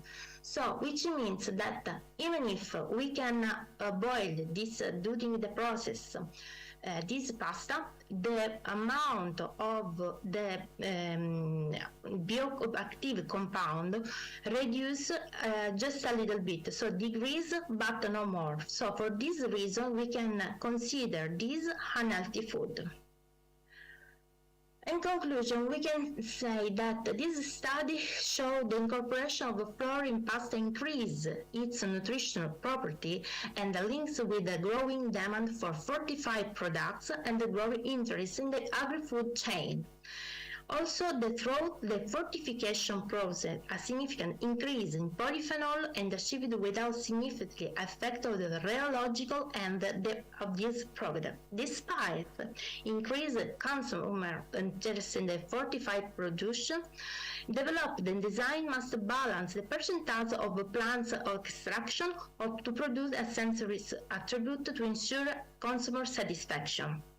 So, since in traditional paste in Sicilian and the Mediterranean culture, it made from durum wet semolina, incorporated the freeze-dried material at 5%, a valuable strategy to increase the nutritional property of benefit for human and also a link with the other country to produce these products, these new products. And this is the reference that we use for our studies. And thank you for your attention. Thank you. Do you have questions? I have a question. Yeah. Why have you choose aronia and jujube, and why not another type of fruit? Yeah, because during my traineeship was the main fruit that used during this time in the lab, and these are available material that we have, and also because these are not most common fruits that use it, and just to test for a new product. Okay, and I think based on their percent addition, they are changing the color, but the taste of the pasta is changed a lot, or just how yes, it changes a lot on the taste?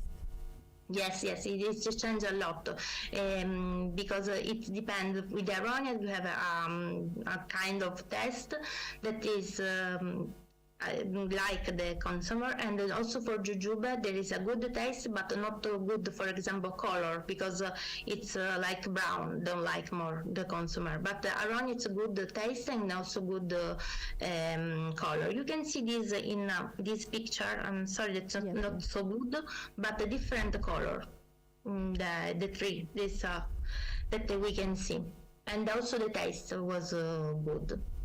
Okay, because I think you have to adapt the recipe of the pasta accordingly. Yeah. Okay, so good luck with further research on this. Thank you. Thank you.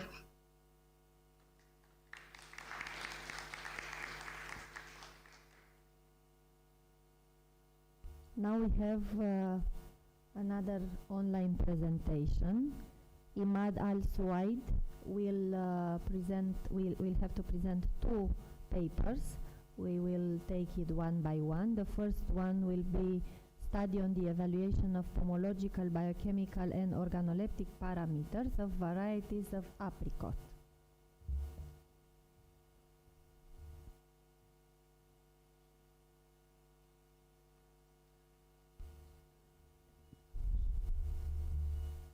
Okay. We will close the presentation.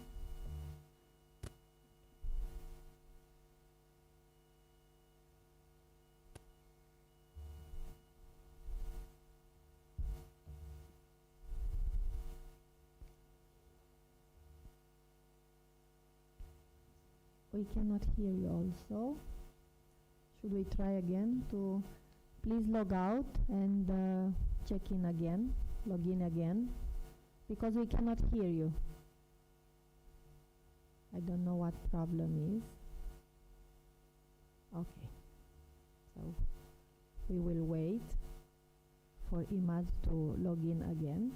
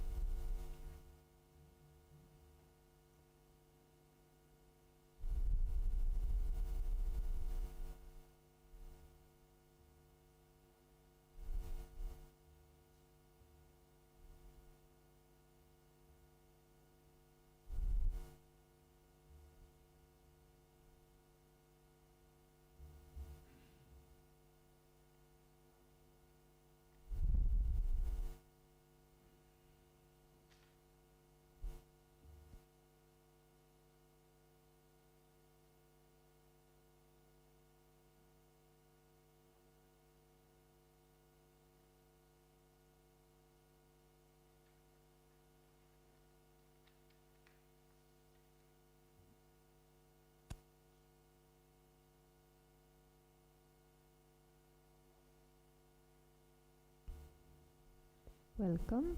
Can you say something to check if the audio is okay?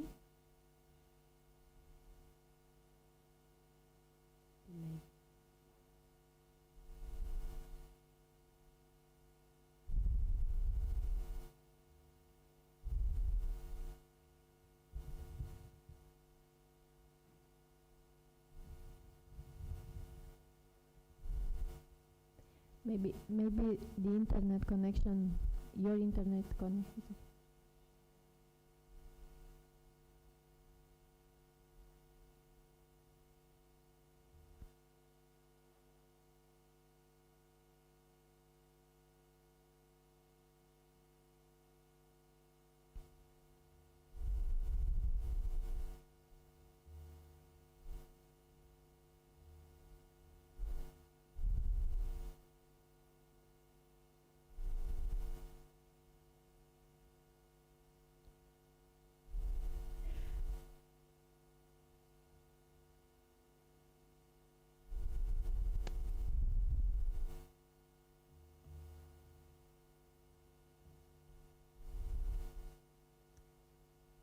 Can you hear us, Imad?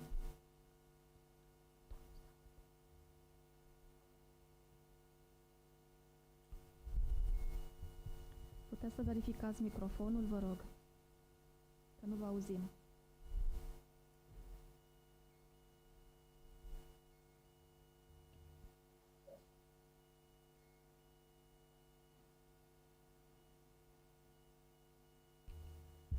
Sau poate încercați fără căști.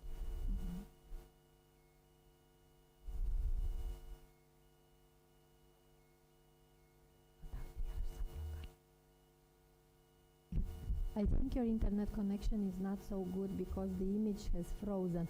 Could you please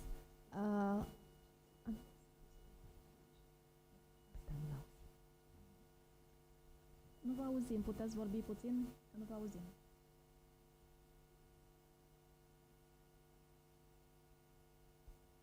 Mă gândeam dacă anulați și conexiunea pe video, să dați video off, că s-ar putea să meargă mai bine internetul în cazul acesta. Și încercăm și așa. Dacă nu avem sunet. Dar dacă nu aveți sunet.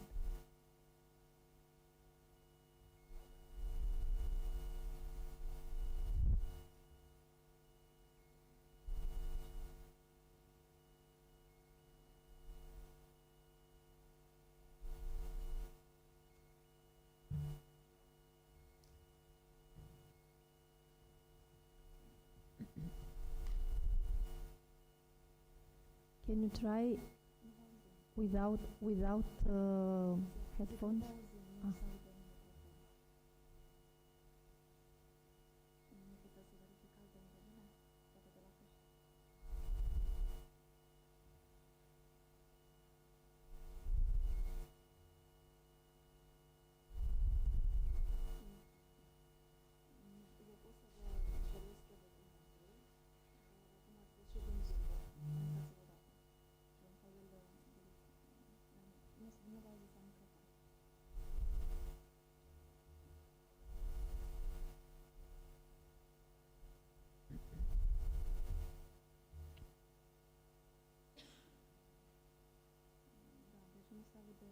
Nu vă auziți la microfon.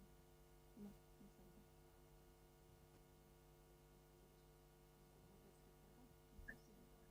Așa este de aici. Stați-vă până de aici. Și să stați pe telefon. O secundă.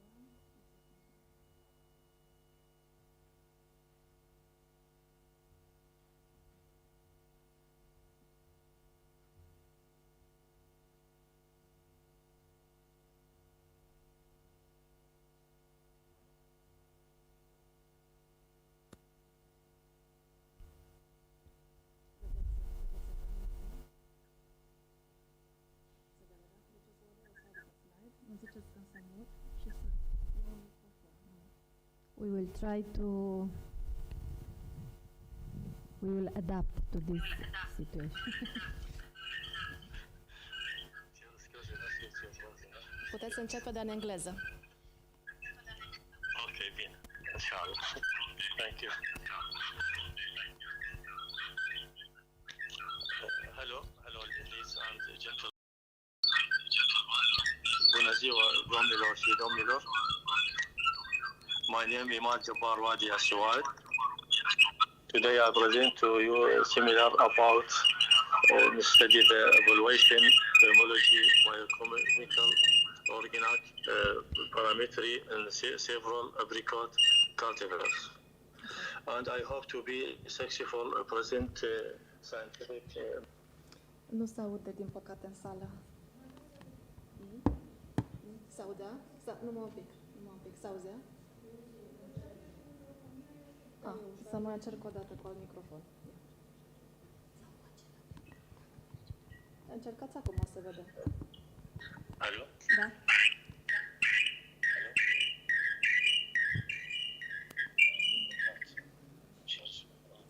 Sorry, nu știu ce problemă, serios. Puteți vorbi puțin. Puteți vorbi. Nu este francez sau? E ok. E bine.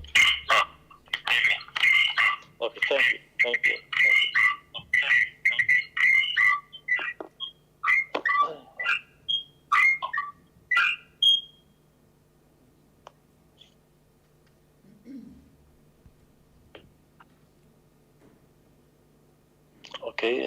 Puteți începe. Ok, bine. Început din nou, da. Hello, ladies and gentlemen. My name is Imad Jabbar Wadi. Today I present to you seminar about study in evaluation, biology, biochemical and organic, parametry and several apricot cultivars. And I hope to be successful present scientific material. Introduction. Next.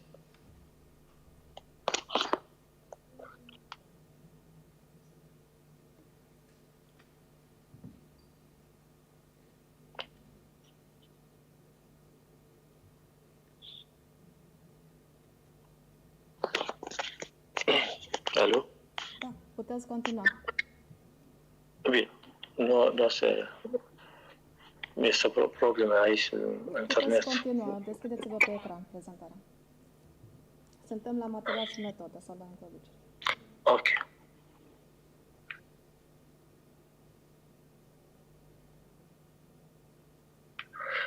Material and method. The study was carried out for 30 apricot cultivars planted in the experimental field of Faculty of Horticulture in Bucharest, planted in 2017 with the Dawa Cambi ships, Trident and P-Pound. Resultat and discussion.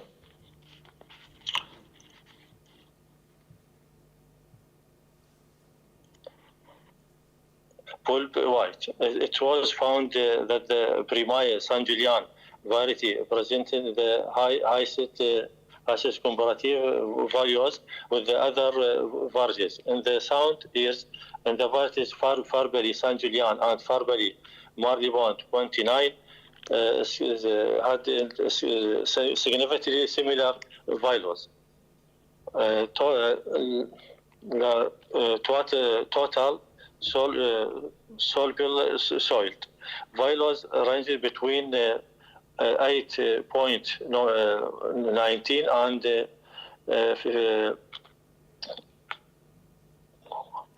14.30 bricks in 2021, respectively between 8.1 and 17.06 bricks in 2022.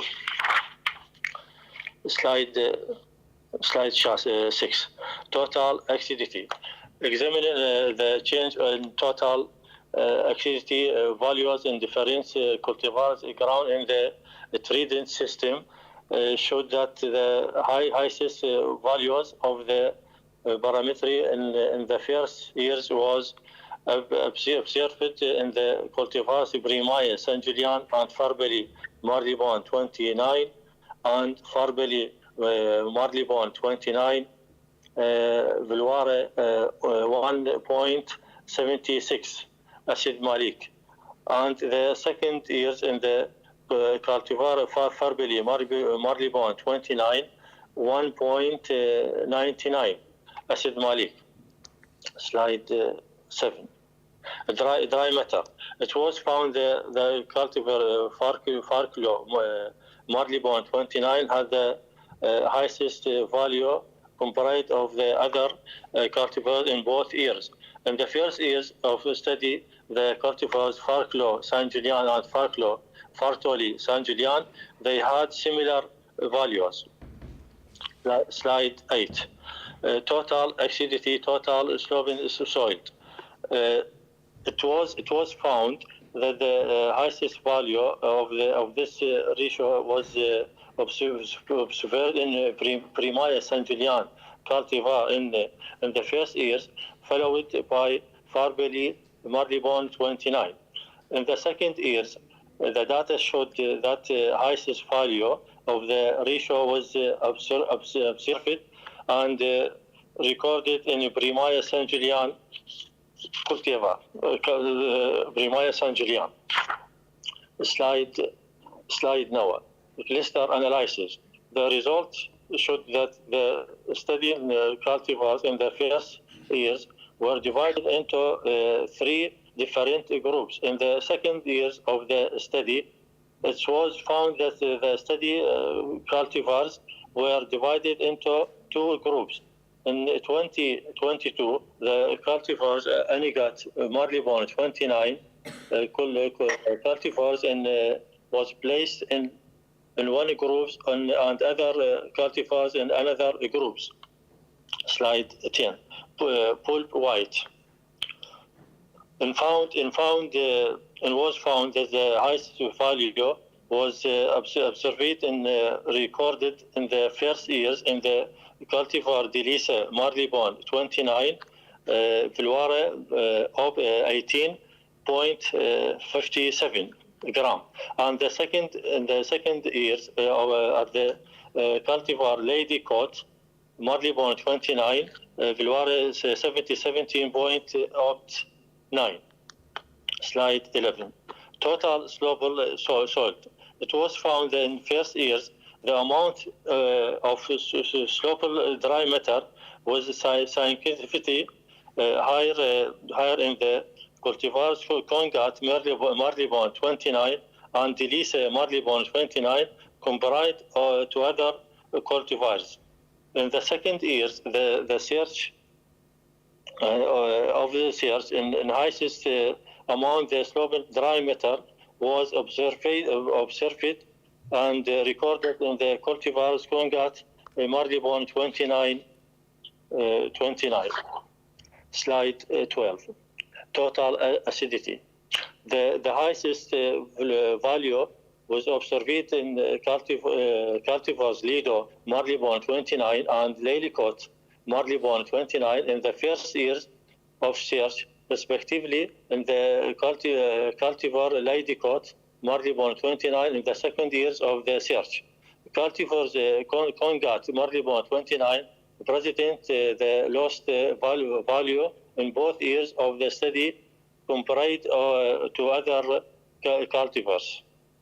Slide 13. Dry matter. The content value in dry matter range between 7.20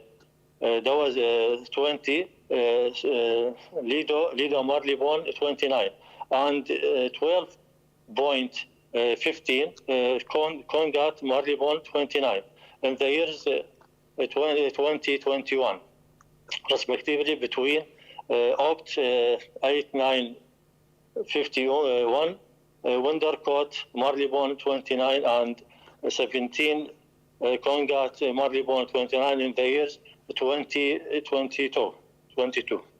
مسكوتات عم نستك بالانجليزي شي رومان. Cluster analysis. Slide 14. In the cluster analysis, it is found that in the first years, the cultivars were divided into several different groups. The similar between Wintercourt, Marleybourne 29, and Midflow, Marleybourne 29, and Ladycourt, Marleybourne 29, and Elisa, Marleybourne 29, she is Swarid, Marleybourne 29, and Ladycourt, Marleybourne 29. Slide 50. The influence of the root stock can be shaped on the fruit quality parameter. Combine the quality parameter of the cultivar Primaya San Giuliano in the two planting system, Trident and P-bound. Scientific difference were observed between the parameters. The same with the Congat cultivar onto different root stock, Marleybourne 29 and GF 677, and the planted system B-bound. Slide 16. Primaya San Giuliano Trident Canpui had a bigger fruit length, average fruit diameter, canal length, average canal diameter, pulp white, total acidity, lycopene content compared to other cultivars.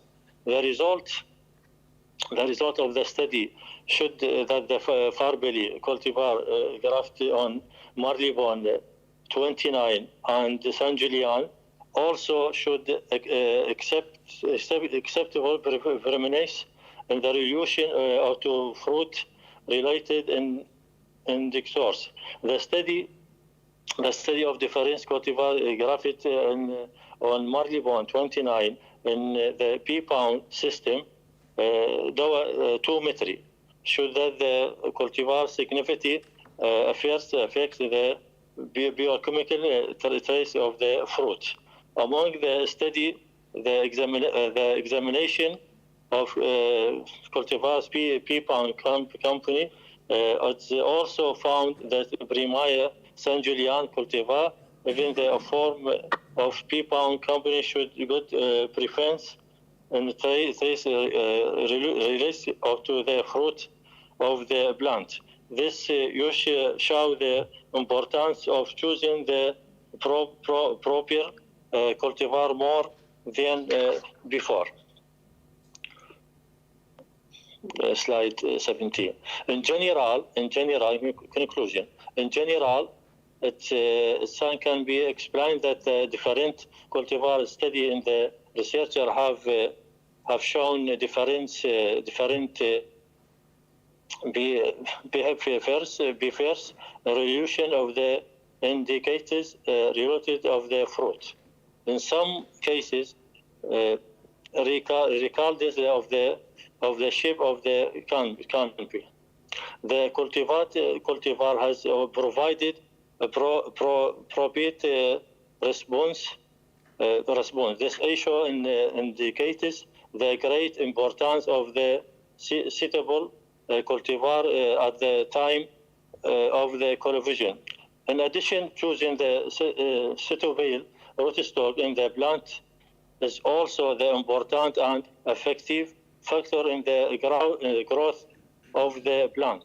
Therefore, it can be explained that choosing the suitable rootstock and the section according of the ecologic condition of the region in some case had resulted in the production of the good quality produce that has the ability to compete with neat cultivars that sometimes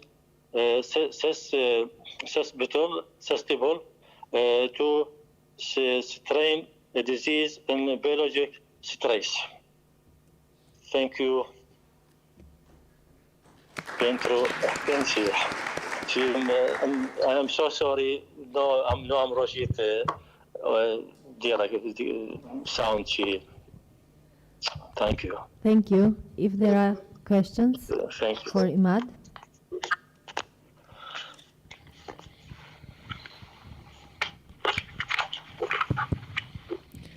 Salut, domnule Imad. Domnule doctor Imad. Salut, domnul profesor, president conference. Salut, salutare, domnul profesor. Imad, I will speak in English because there is an international conference. It is a great pleasure to hear your voice and to see your presentation. I just want to remark the importance of your research on evaluating so many new cultivars of apricot and grafted on different rootstocks. So your PhD thesis and your research activity is so important for from the theoretical point of view, but most of it from the practical point of view, because gave us some information on what type of cultivars and what rootstock combination we need to use for apricot in Romania, in Romanian conditions, in order to obtain high quality fruit, but high production and also sustainable production. So I just wanted to thank you once again for your activity, for your job, and I hope you still have, I think, another paper on sensorial analysis, but I just wanted to renew my invitation to the next European Horticulture Congress. Please prepare some nice papers, and you will be our distinguished guest from Iraq. Thank you. Congratulations once again. Thank you. Thank you. Thank you, sir. Thank you. Thank you, sir. Now, Imad will present the second paper, Sensory Analysis Evaluation Study of Foreign and Romanian Apricot Cultivars.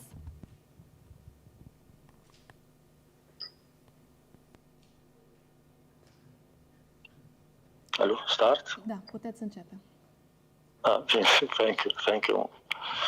Okay. Hello again.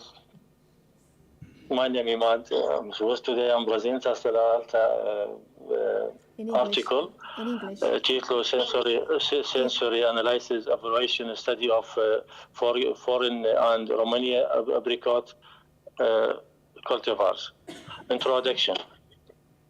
Apricot, Prunus armeniaca, become endemic in large areas such as Iran, Turkey, Afghanistan, the Middle East, and East Kenya. The nutrition value of the fruit and high and form the distant past, it has been used in home remedies. Apricot is used fresh, dried, and processed from.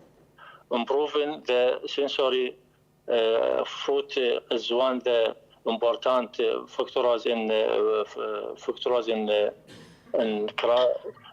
sense pleasure in tasting fruit.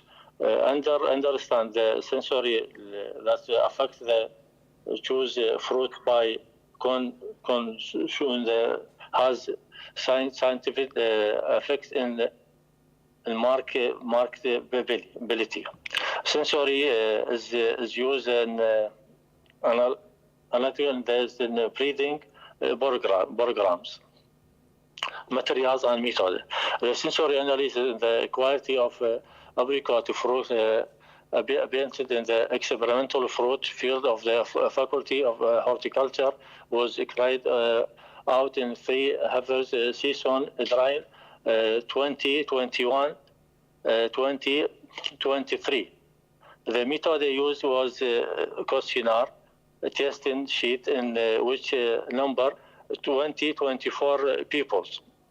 Size start 1, la 3 size 4 color pulp fairness pulp GTS value and the value and the chassis in the high test. Result and discussion. Fruit size. In general, the fruits were very well appreciated.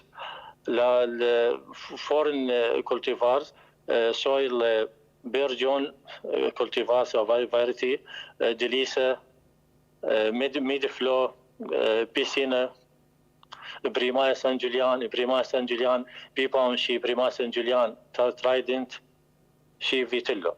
La Romanian cultivar, Amiral, Shi Breeze, Shi Horizont. Fruit shape.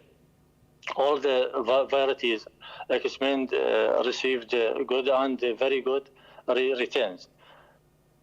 La foreign cultivar Midflow Maribelon 29, Piscina Maribelon 29, and Primaya San Julian B Pound, Shi Primaya San Julian Trident, Shi Vitello Maribelon 29.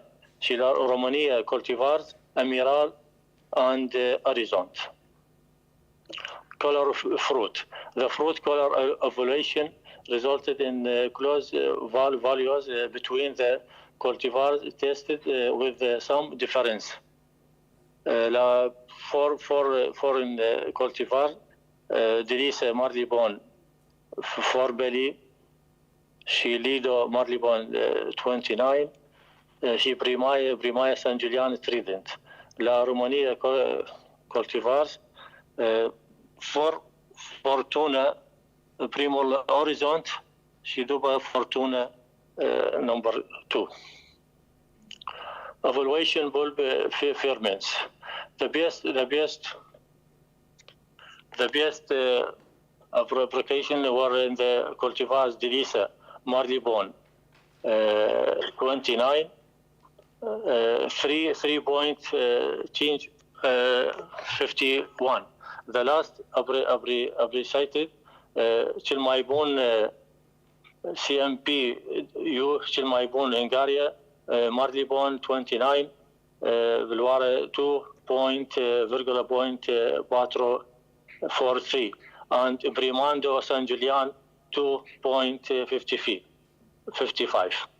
The highest value of this index was then cultivar horizon of the rate of the 3.58. Evaluation bulb June census. The highest value was attributed of the cultivar Piscina, Rotostock stock Maribelon 29, Veloare 4.0. La Romania cultivars, the Amiral cultivars was a number of the Batro 4.09 at the highest index value. Evaluation of fruit test. The fruit of both groups were almost in the same range and had similar grass. La foreign cultivar Midflow Maribelon 29 and Piscina Maribelon 29. Then Romania cultivar Amiral Shi Horizont. Evaluation value. The highest value of this index was observed in Piscina Maribelon 29, 3.45, followed by Midflow Maribelon 29, 3.16. In the Romania cultivars, only for cultivars Amiral 3.37 and Orash 3.11, Danube 3.06 and Horizont 3.23. They obtained higher index value compared to other cultivars.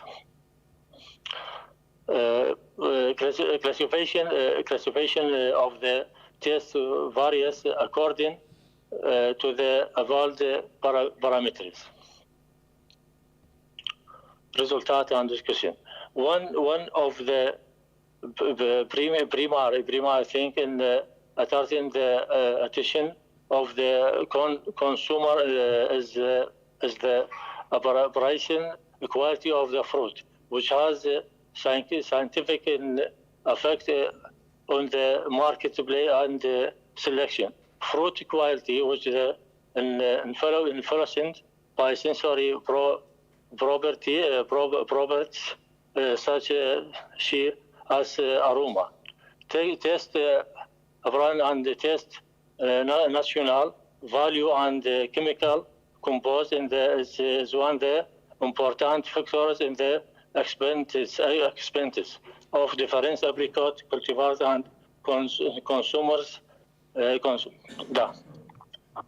a result, evaluation of sensory in apricot is one of the particular and assessment tools in describing and introducing different cultivars. In line with this research, in the research of also the parameters of other acidity,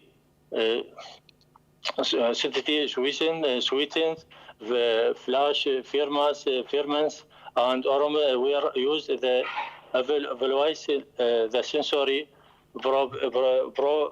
property in apricots.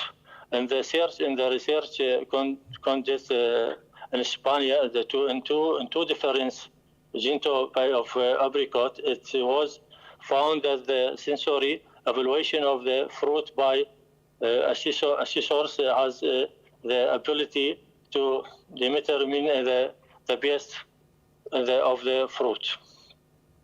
Conclusion and recommendation.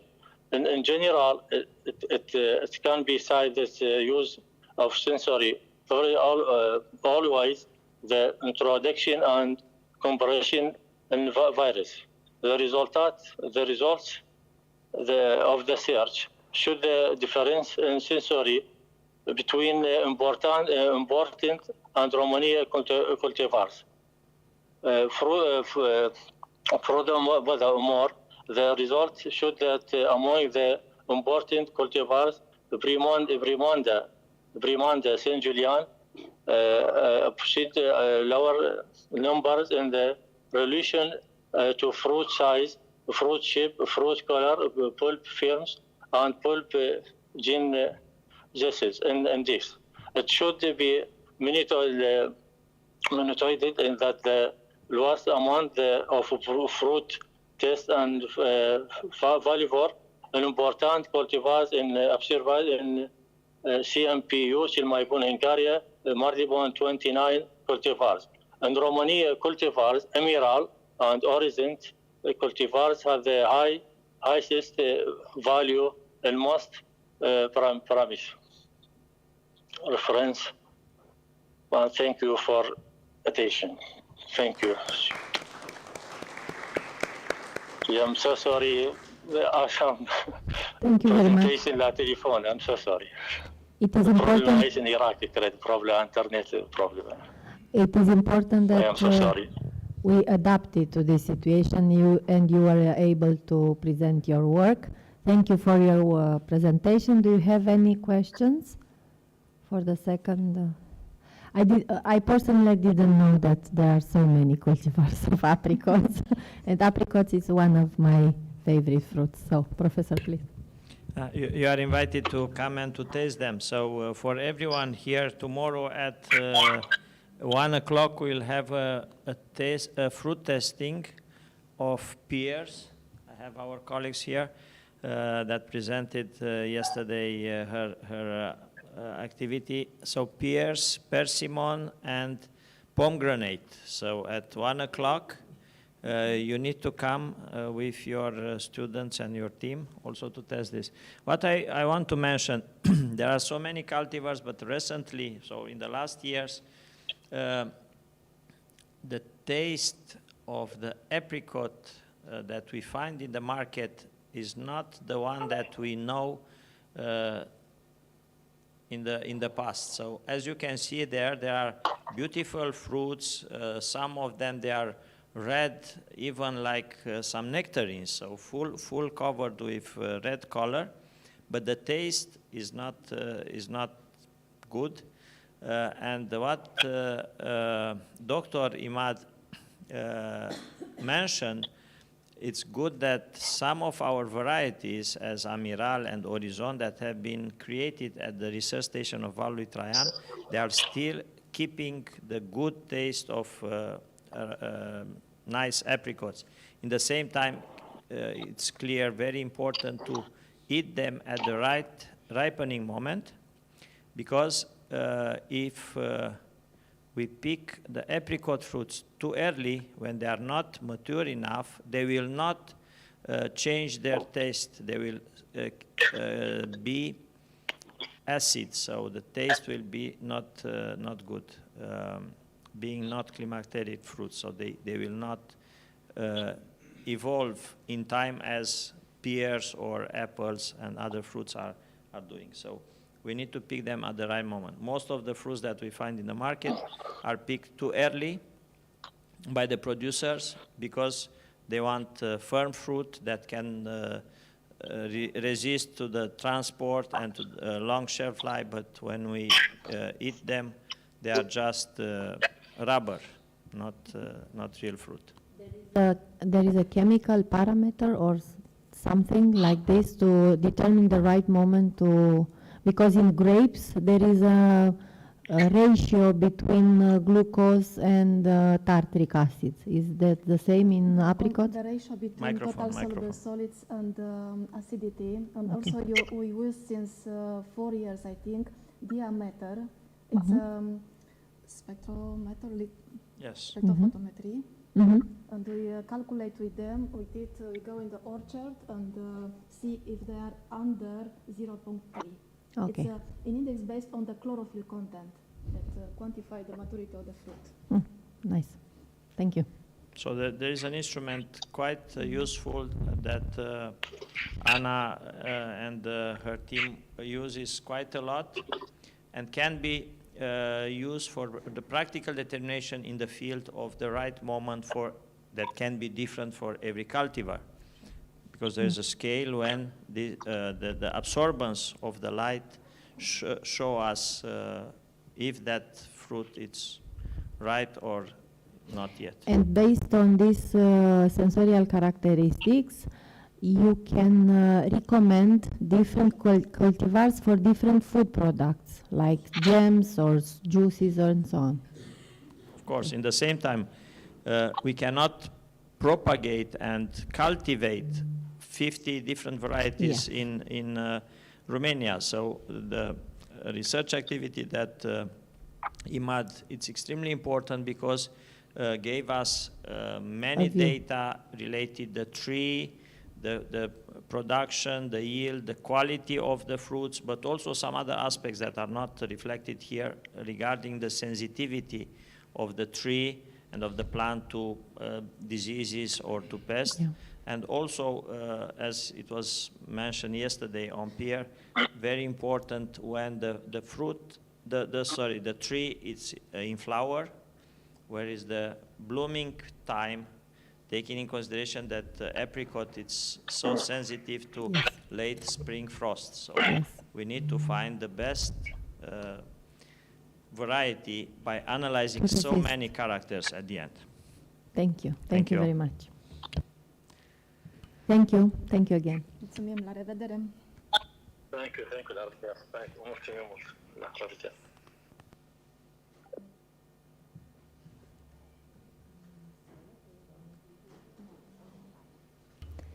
Now we go further with our next presentation made by Maria Luisa Dulgheru and Iuliana Marin, Healthcare Management using Amazon Web Services.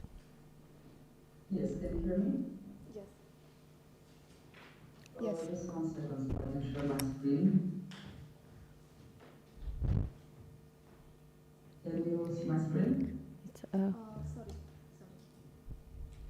Just a second. Just a second. We have the other presentation, but we will close it now.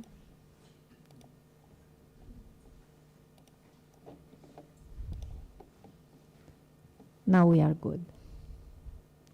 Please share your presentation.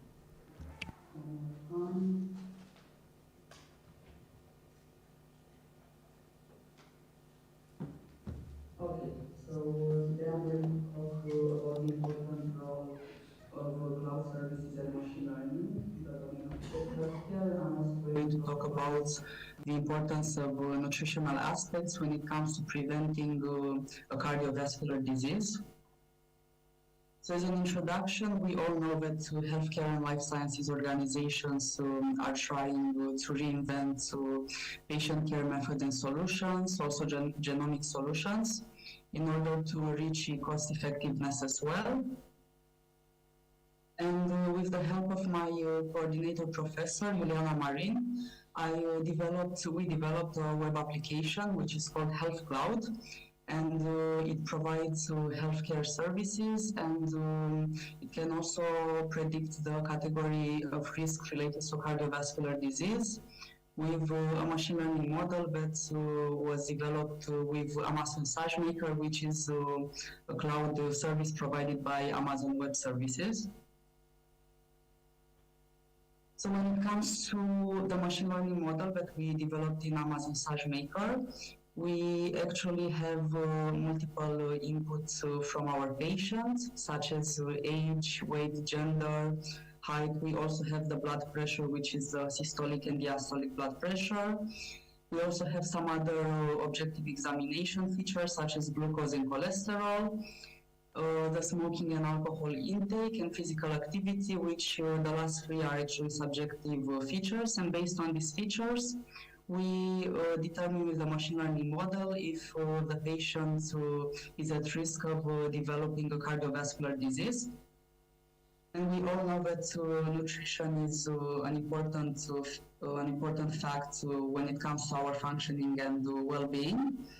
So we have dietary recommendations when it comes to each input, such that the patient will have a proper nutrition. When it comes to age, weight, and gender, we all know that the dietary recommendations are varied, so it depends on the age, weight, and what gender we are. For the blood pressure, both systolic and diastolic, we know that a high intake of salt is not recommended, so a low sodium diet is suitable. And for glucose and cholesterol, these are actually prone to heart failure or diabetes. So the diet should be rich in fibers, low saturated fats, and we should also have a controlled sugar intake. And with the last three features, which are the smoking, alcohol, and physical activity, we all know that physical activity which is done regularly and almost no smoking and alcohol is highly recommended. This is the architecture diagram of the web application. So here we have the web application and also the connections to the cloud services that we have used. So as I mentioned before, Amazon SageMaker is for the creating and developing the machine learning model, along with the AWS Amplify, which is done for the hosting in order to have a more scalable solution. This is a hosting with AWS Amplify. Here we can see the three main stages. And the code, I uploaded it on GitHub, and then I got the domain here. So these steps were really easy to follow. And the web application has multiple functionalities depending on the user. So we have as users patient and doctor, and both users can make an account, so they can register, or they can also sign in or log out of that account. The patient can book the appointments, and the doctor and the patient as well, they can view all the type of appointments, no matter if they are upcoming or already scheduled. Both the patient and the doctor can view and edit their profile, which means their personal information. The doctor can see the scheduled patients, and also getting the diagnosed risk based on their inputs. Here we have some screenshots with each functionality. So here is the register part, where we just introduce our first name, last name, and choose a password as well, and then we can register, and here the registration is successful. For the sign-in part, after we sign in, we are redirected to a dashboard, and here we can also see our personal information. For the logout from the dashboard as well, we have a button which after we press, we are redirected to the sign-in page with a successful message that we are logged out.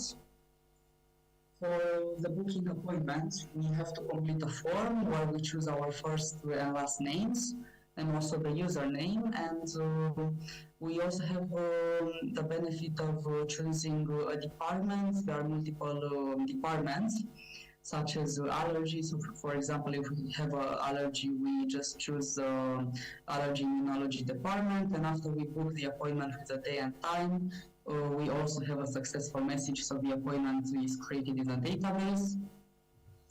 Here we can view and edit the profile of each user. So here we input our new data, and then here we can see the change to data.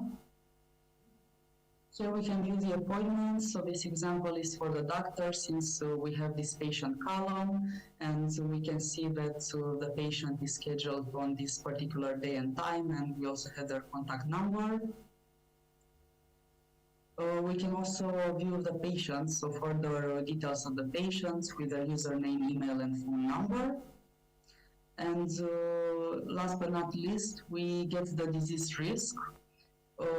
And here we can see a positive answer, which is the fact that a certain patient is not at risk for cardiovascular disease, depending on their input that I talked about before, which were age, height, gender, and so on.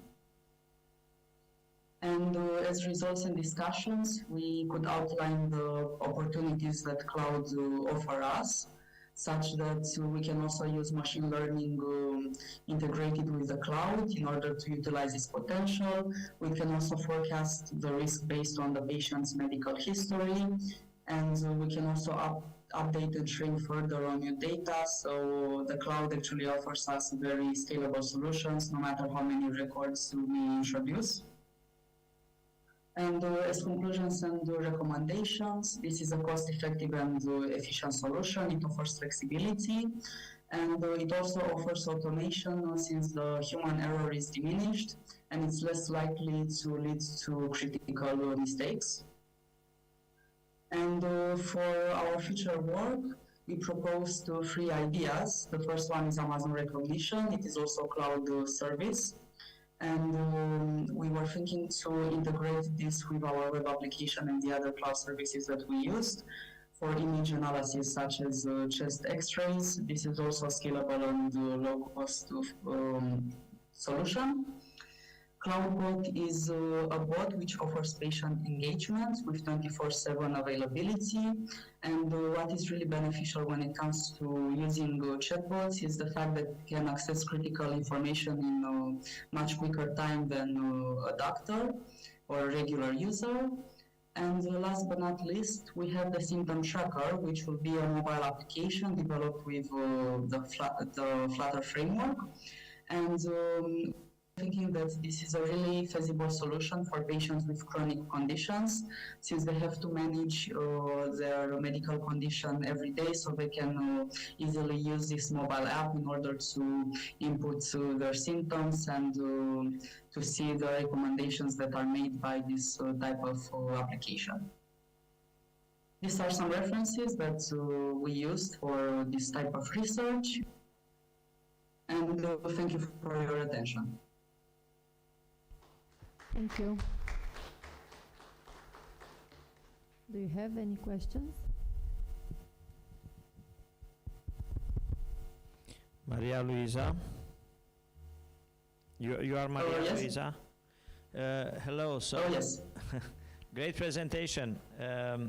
What I would like to ask you, how far do you think we can go with this type of, let's say, medical assistance and AI application and platforms and software in the healthcare? This is, let's say, a kind of tricky question. I just heard yesterday evening a serious discussion with a medical doctor on what is the importance of the contact between the doctor and the patient. and it seems that nowadays there is less and less, we have less and less doctors that have the ability to communicate with a patient, have the time to do it, and also are able to do diagnostics as it was sometimes when this type of relation was totally in the other way managed. This is one question, and then I will have a proposal, but please, if you can answer to the first one. Sure. So from my point of view, I think it has great potential, especially since now there's a lot of digitalization, and actually I think that we adapt to AI without even realizing. And especially when it comes to the relationship between a patient and a doctor, I think when it comes to a doctor, it would be really good to have an assistant like a chatbot that can easily access the records of the patient and let the bot do the automation tasks that the doctor would just waste a lot of time with them. And I think we are on a good path, as long as we also consider the ethical considerations of AI and take this into account, and also GDPR, which is the protection of data. Okay. So I think it's good to keep a balance. Okay, thank you. One proposal. Since we are plants doctors, let's try to cooperate with Polytechnica University on developing a nice program for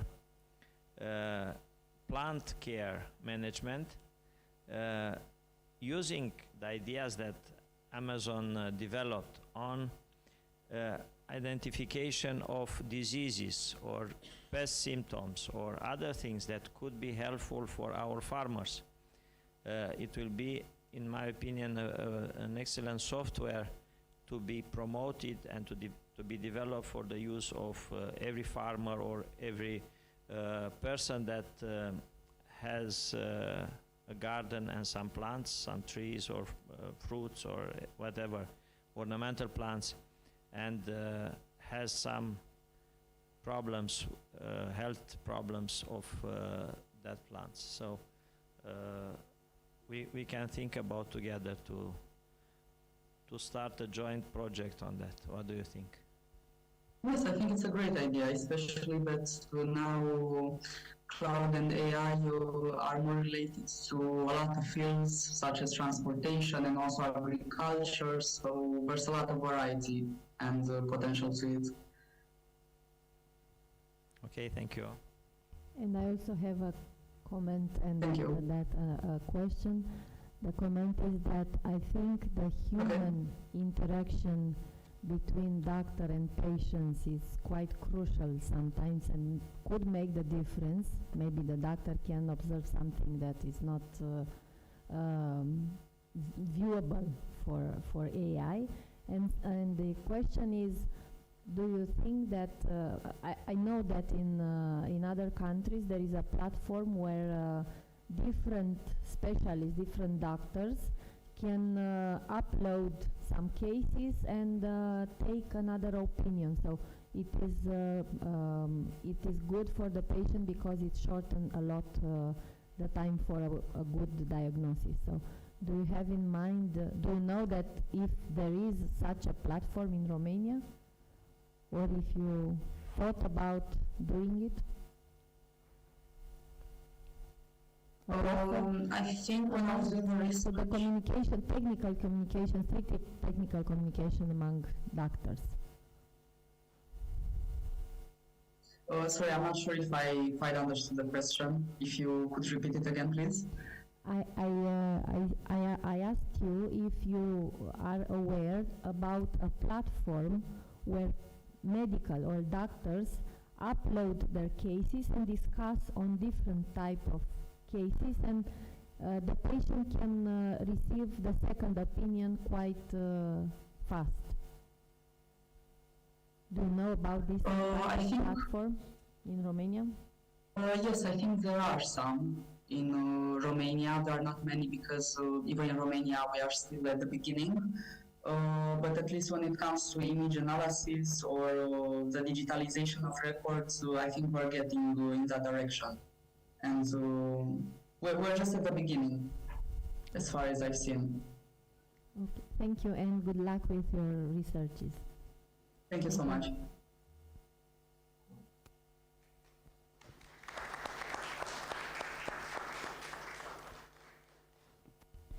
And now we have Ana Chioru, Aurica Kirsanova, Alina Boiștean online presentation of the paper extraction methods and activities of beta-glucans from residual yeast from vinification. Hello, do you hear me? Yes, we hear you. Okay. The floor is yours. Okay, thank you. Do you see the presentation? You can see the presentation? Not yet. Not yet. Please share. Okay.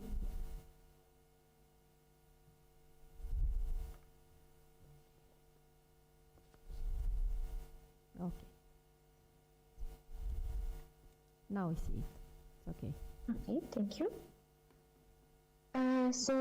Good day. My name is Ana Chioru. I am a PhD student at the Technical University of Moldova, and I would like to present you the subject of our research. It's the extraction methods and activities of beta-glucans from residual yeast of vinification. This research was done within the project, but it's called Valorization of Moldavian wine, or wine bioproducts, and identification and characterization of multifunctional agents. So the wineless, it's a bioproduct of vinification that is less studied, but it's globally it's produced. Are produced huge quantities of wineless. For example, in 2020, globally were produced around 10.32 million hectoliters of wineless, and in the Republic of Moldova in 2020 were produced 3,060 decaliters of wineless. Wineless represents about 2 to 6% of the produced wine, and for Republic of Moldova, this quantity is huge that cause environmental problems. And at the moment, most of the producers of wine just this wineless is used for distillation or is just used like a fertilizer for the soil. But the problem is that this wineless cause the degradation of the soil and ecological problems. One of compounds of wineless that it's very interesting and can be valorized are beta-glucans. These compounds have huge, very large biological properties: immunomodulatory, antioxidant, anti-inflammatory, antitumoral. Also, they can load cholesterol and glucose in the blood. From the technological point of view, these compounds can be used in food industry or in pharmaceutical industry or in cosmetic, like stabilizer, emulsifier, like a thickener agent or a fat substitute. So we try to understand the properties of these beta-glucans, because now are more research on the yeast from beer industry and less the extraction on the extraction of beta-glucans from the wine industry. So we try to understand how we can extract and purify these beta-glucans from yeast residues of vinification and their physical-chemical properties and possible uses. We used two methods of extraction. The first method was a combined method. We use sonication and also enzyme. We use manaz. So firstly, the biomass was treated with a base. After that, with acid, sonicated, treated with acid, enzyme treated, and then centrifugated and dried. The second method was the treatment of the yeast biomass with also with base. After that, firstly with hydrogen peroxide, and after with base, and then with enzymes. After centrifugated and washed many times to extract the beta-glucans. We used three types of yeast from different varieties of grapes that were produced, wine were produced. We used local varieties from Feteasca Neagră, Rara Neagră, and one type of homemade wine. We analyzed the solubility of beta-glucan extracted, the macroscopic analysis, and the granulometric analysis of beta-glucan in water. We analyzed the viscosity of the beta-glucan in suspension and also the surface tension in water, and also the granulometric analysis of beta-glucans in emulsion in avocado oil. So in one method, we sonicate the biomass of yeast in order to extract the beta-glucans, and we use it sonication device. Also for measurement of viscosity, we used the Anton Par automated viscosimeter, microviscosimeter. This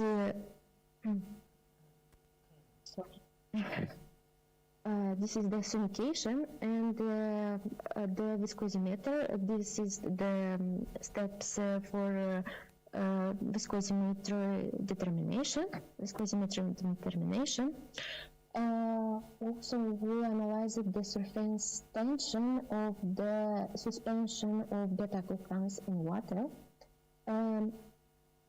What we found was that we have different extraction percentage of beta-glucans for two methods. We can see that the percent of extracted beta-glucan is higher in second method comparatively to first.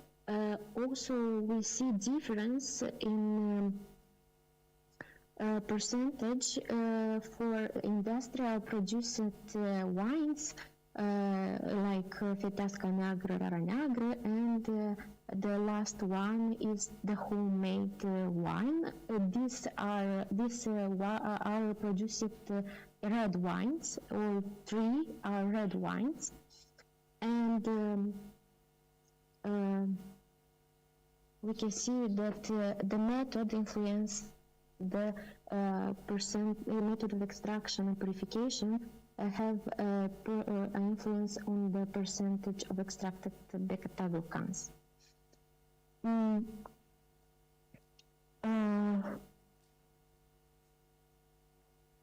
We can see, we tried also to sonicate the suspension, and we can see the difference for two methods and how are dissolved the beta-glucans after and before sonication. We clearly see that after, the beta-glucans are less dissolved and they are still big parts, but after we can see a more solution, and the beta-glucan are more dissolved. Microscopic analysis confirm this. We can see that, for example, in first method, we have a bigger diameter of beta-glucans, and compared to the second method, this means that in the first method, beta-glucan are less dissolved than for the second method. Also, we can see a difference between the industrial produced wine and the homemade wine. The last one is the homemade. So for homemade, the particles of beta-glucans are less dissolved.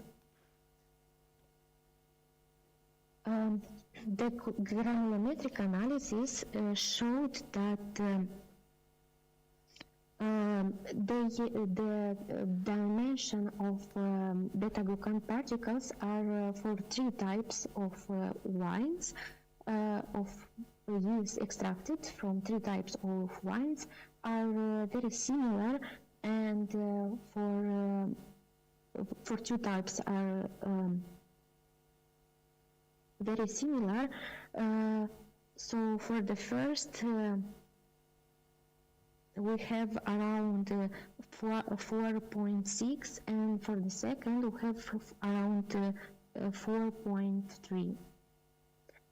The viscosimeter analysis showed that of suspension of beta-glucans in water, showed that they are not so much dissolved, because the viscosity of the solution it's close to the viscosity of the water, and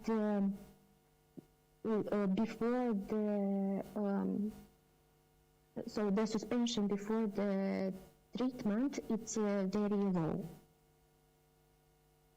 The surface tension analysis show that the method of the extraction of the beta-glucans influence the surface tension. For the first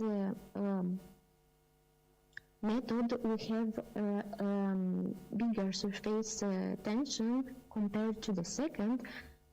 So it will be interesting to do more analysis for surface tension for second method. The granulometric analysis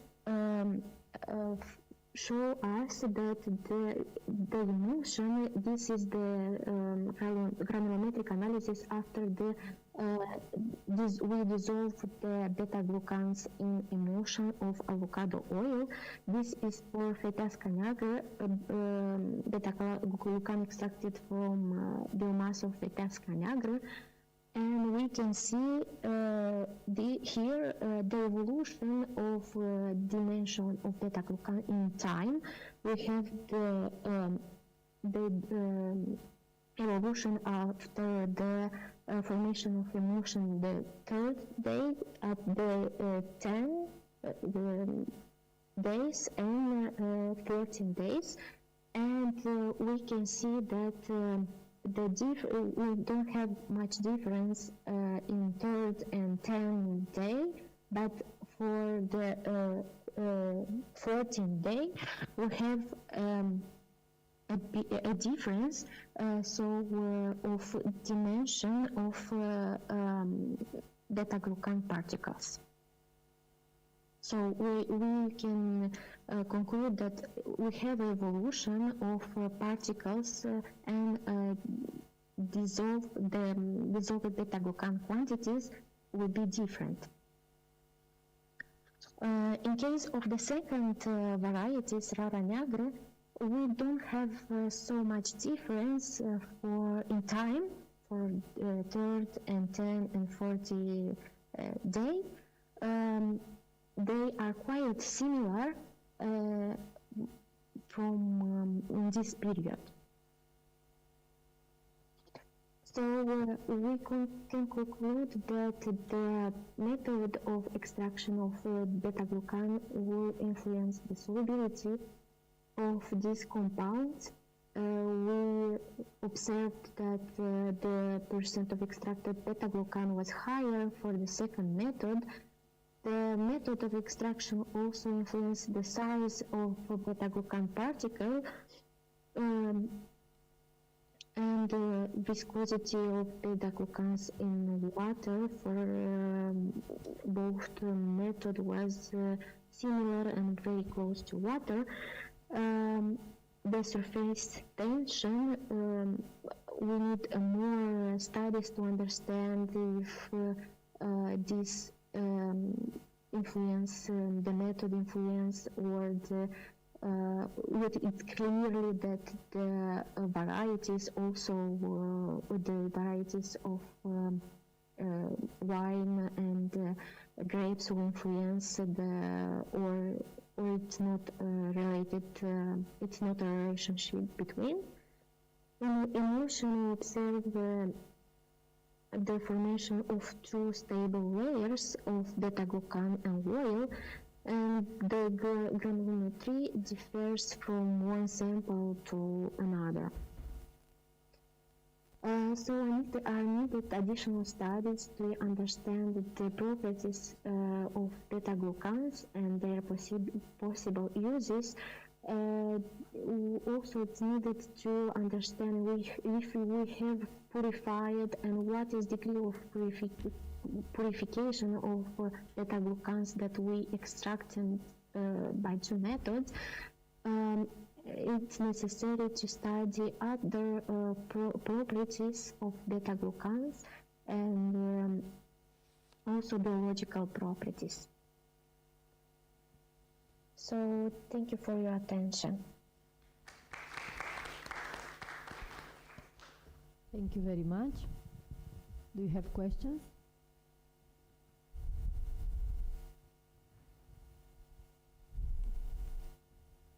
Okay. No question. Just a question anyway. Dear Anna, great job and great presentation. Besides this type of extraction, I'm wondering if you use in Moldova Republic also the yeast for animal feeding or for other practical uses in agriculture, for compost or for other. It's used, yes, because we don't have a centralized collection of wineless of this biomass, and each producer just manage by himself how to use and how to do this yeast biomass. Many of producers, yes, they use like a fertilizer or compost or this biomass, but the problem is that this yeast biomass have a very low pH, so the compost will degrade the soil, and the period will be very high, and it causes problems to producers. Many of them just will use it for distillation, and it's important to know and to find a way to valorize this yeast biomass. Great, thank you. Thank you, Anna. Thank you. Have a nice day. Thank you. Now we reached the last lecture, so I am inviting you to in the lobby for lunch. Thank you for being here. If Professor Stanica wants to close the session, please do it.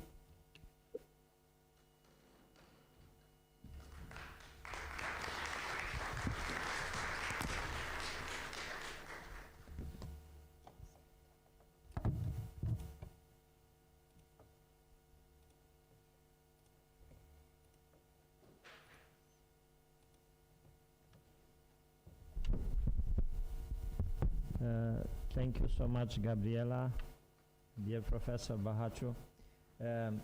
It's not only the session, Graziella, sorry.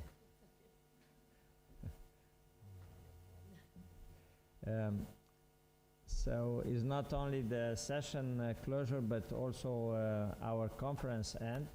I want to thank all the presenters of today's session, the moderator, Professor Graziella Bahaciu, and all the colleagues from the technical team. Special thanks to Anna Butcaru, that was every day and all the day present, and it was actually the central person of this event. But first of all, I don't know, I mentioned already first of all, I would like to thank the student team. They did a great job. It's a student conference, and all our volunteers and students and representative of the student association made great efforts today to ensure that everything gets perfect, and so a great applause for them, please.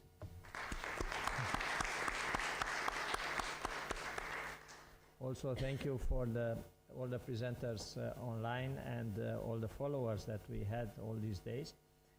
As I mentioned every day when I talk about, please prepare your full papers. We wait for them in order to be reviewed and to be published in our international journal. One Health is an important event. You are already invited for the next edition, the 4th edition, next December. But before, we have two other very important scientific events. First of it will be in May, 12 to 16 of May, the European Horticulture Congress, organized by our university and by the Romanian Society of Horticulturists. It will be held in the Palace of Parliament, so it will be a much larger event. Please go to the website ehc.usamv.ro, European Horticulture Congress, University of Agronomical Sciences and Veterinary Medicine. But we will send you personalized invitation for that, and also please feel free to promote this event in your countries among your colleagues that might be interested in. In the same time, an important event of our university is the International Conference Agriculture for Life, Life for Agriculture, that is organized every year in the first week of June. We will also send you the invitation. For both events is the moment of uploading abstracts, registration, so please be active before the Christmas to be registered. It will be great if you could do it. We will have now the lunch, and then I would like to ask all the foreign delegations to have a meeting at the Senate Hall, and for the one that wants to visit our campus, our research facility, the research center, Hortinvest, our greenhouses, special Chinese solar tunnels, and the Romanian Chinese Scientific Agriculture Park, please come at the Senate Hall. Above this amphitheater we have the Senate Hall, where we'll have a meeting with our colleagues from the international relations. Once again, thank you so much for being with us, and please remember that we are always here to wait for your proposal for cooperation, for scientific cooperation.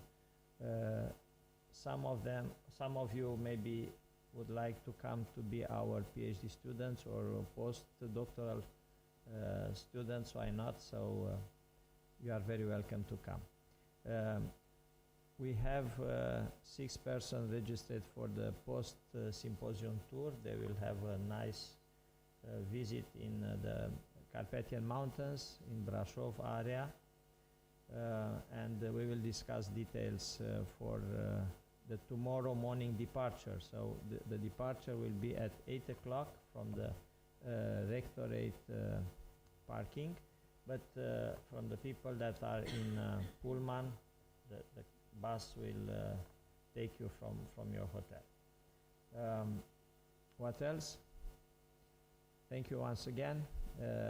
We wish you all wonderful Christmas, wonderful winter holidays, and please remember that our university is waiting for you whenever you have the time to come to visit us and to cooperate with us. Thank you so much once again.